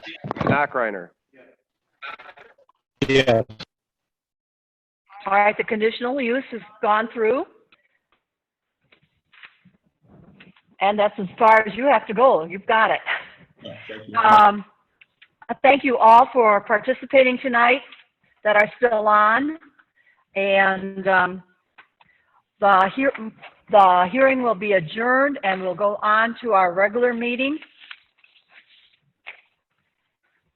And we will close all the public hearing and participation. We will, if anybody wants to participate as we go on the appropriate items, we can do that. All right, the next one is discussion direction on enforcing accessory structures on properties without a residence. I've got about 5 minutes of use left. Luckily, I got 3 chargers up here. Oh, there you go. I'm okay. I just let you know I will be on a little bit.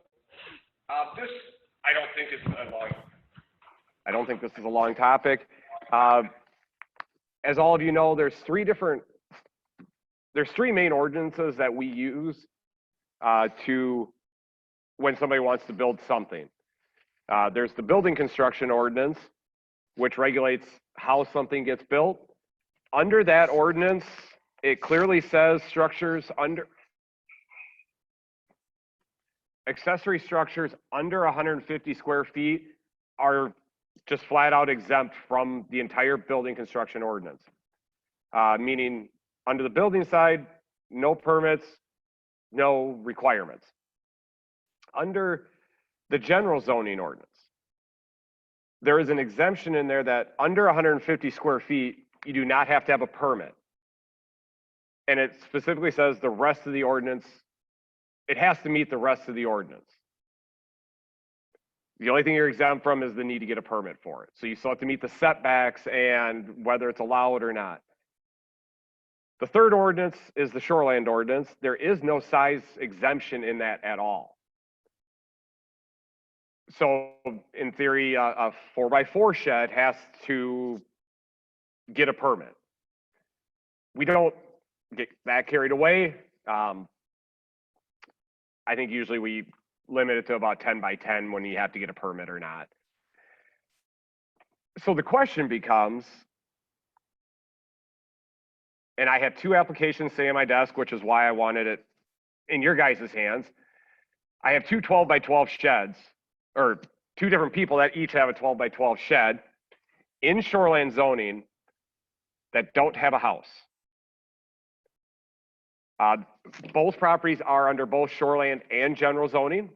So under general zoning, it says, hey, you don't need a permit, but you have to meet the rest of the ordinance, which specifically says you have to have a house before you can have an accessory structure.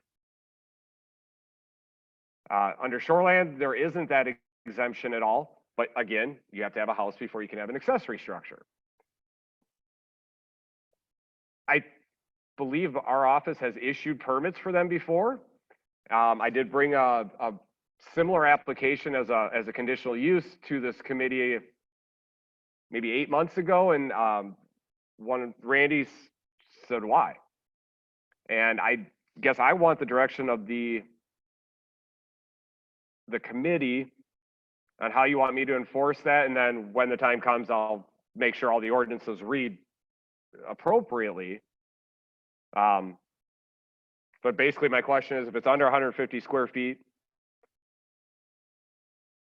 can you have it on a vacant property?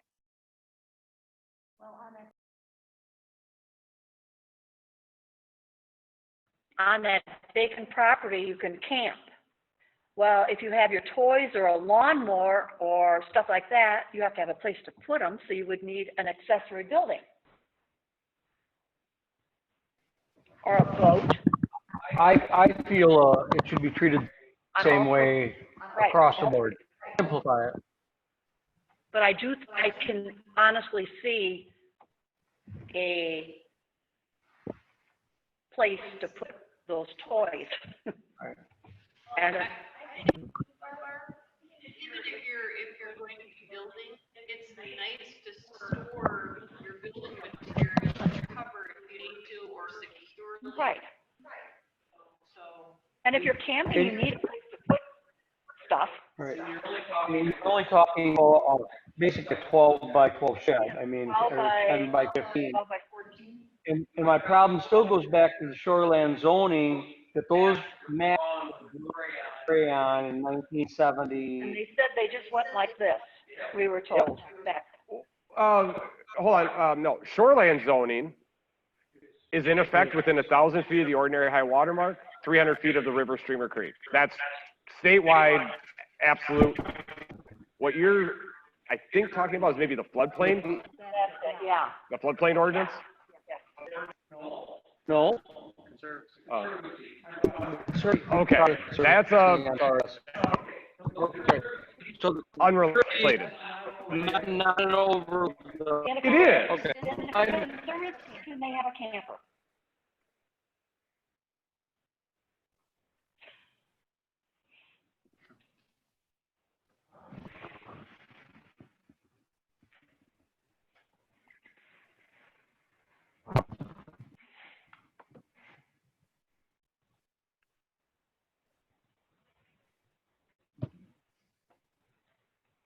Permitted uses, non-residential buildings used exclusively for farm operations, and any use permitted under 39645. Ag use, hiking, fishing, trapping, harvesting of wild crops, silviculture, pasturing, cultivation, egg crops, construction of duck blinds. Let's just go back to the original question. In a place where a building would normally be allowed, is I guess where I'm referring to. So recreational residential zoning. Right. I just think we should fix this and there's no confusion for people. Yeah. Straight across. Yeah. So if it's under 150 square feet, it can be on vacant property. And Let's make it a motion so that nobody can come back on him then. I will make it a motion to make it consistent on all properties. A second?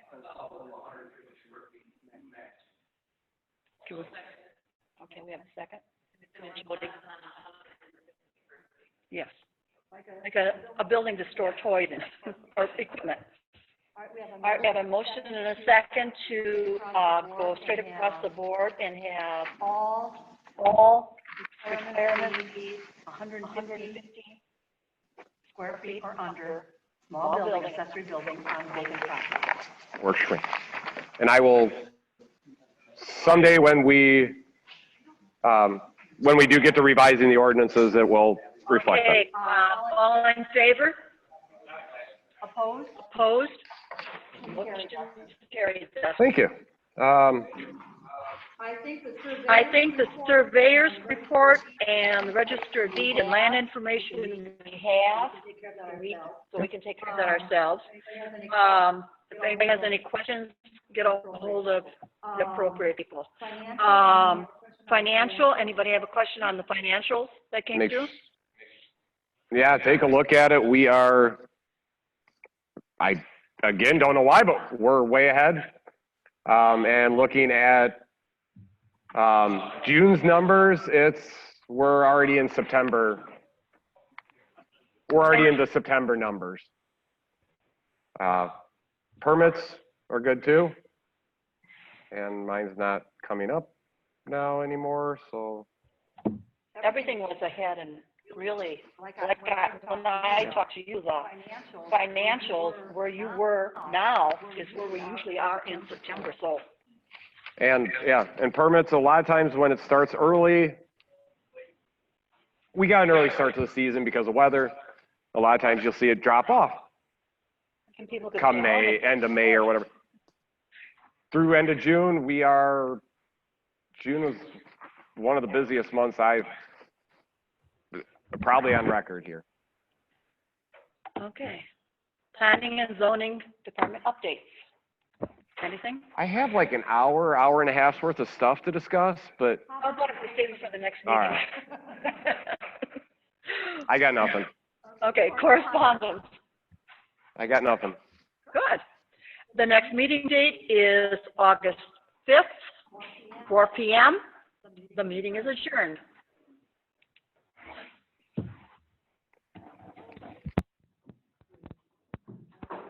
All I know is you don't get paid. And Bruce, you came in on a great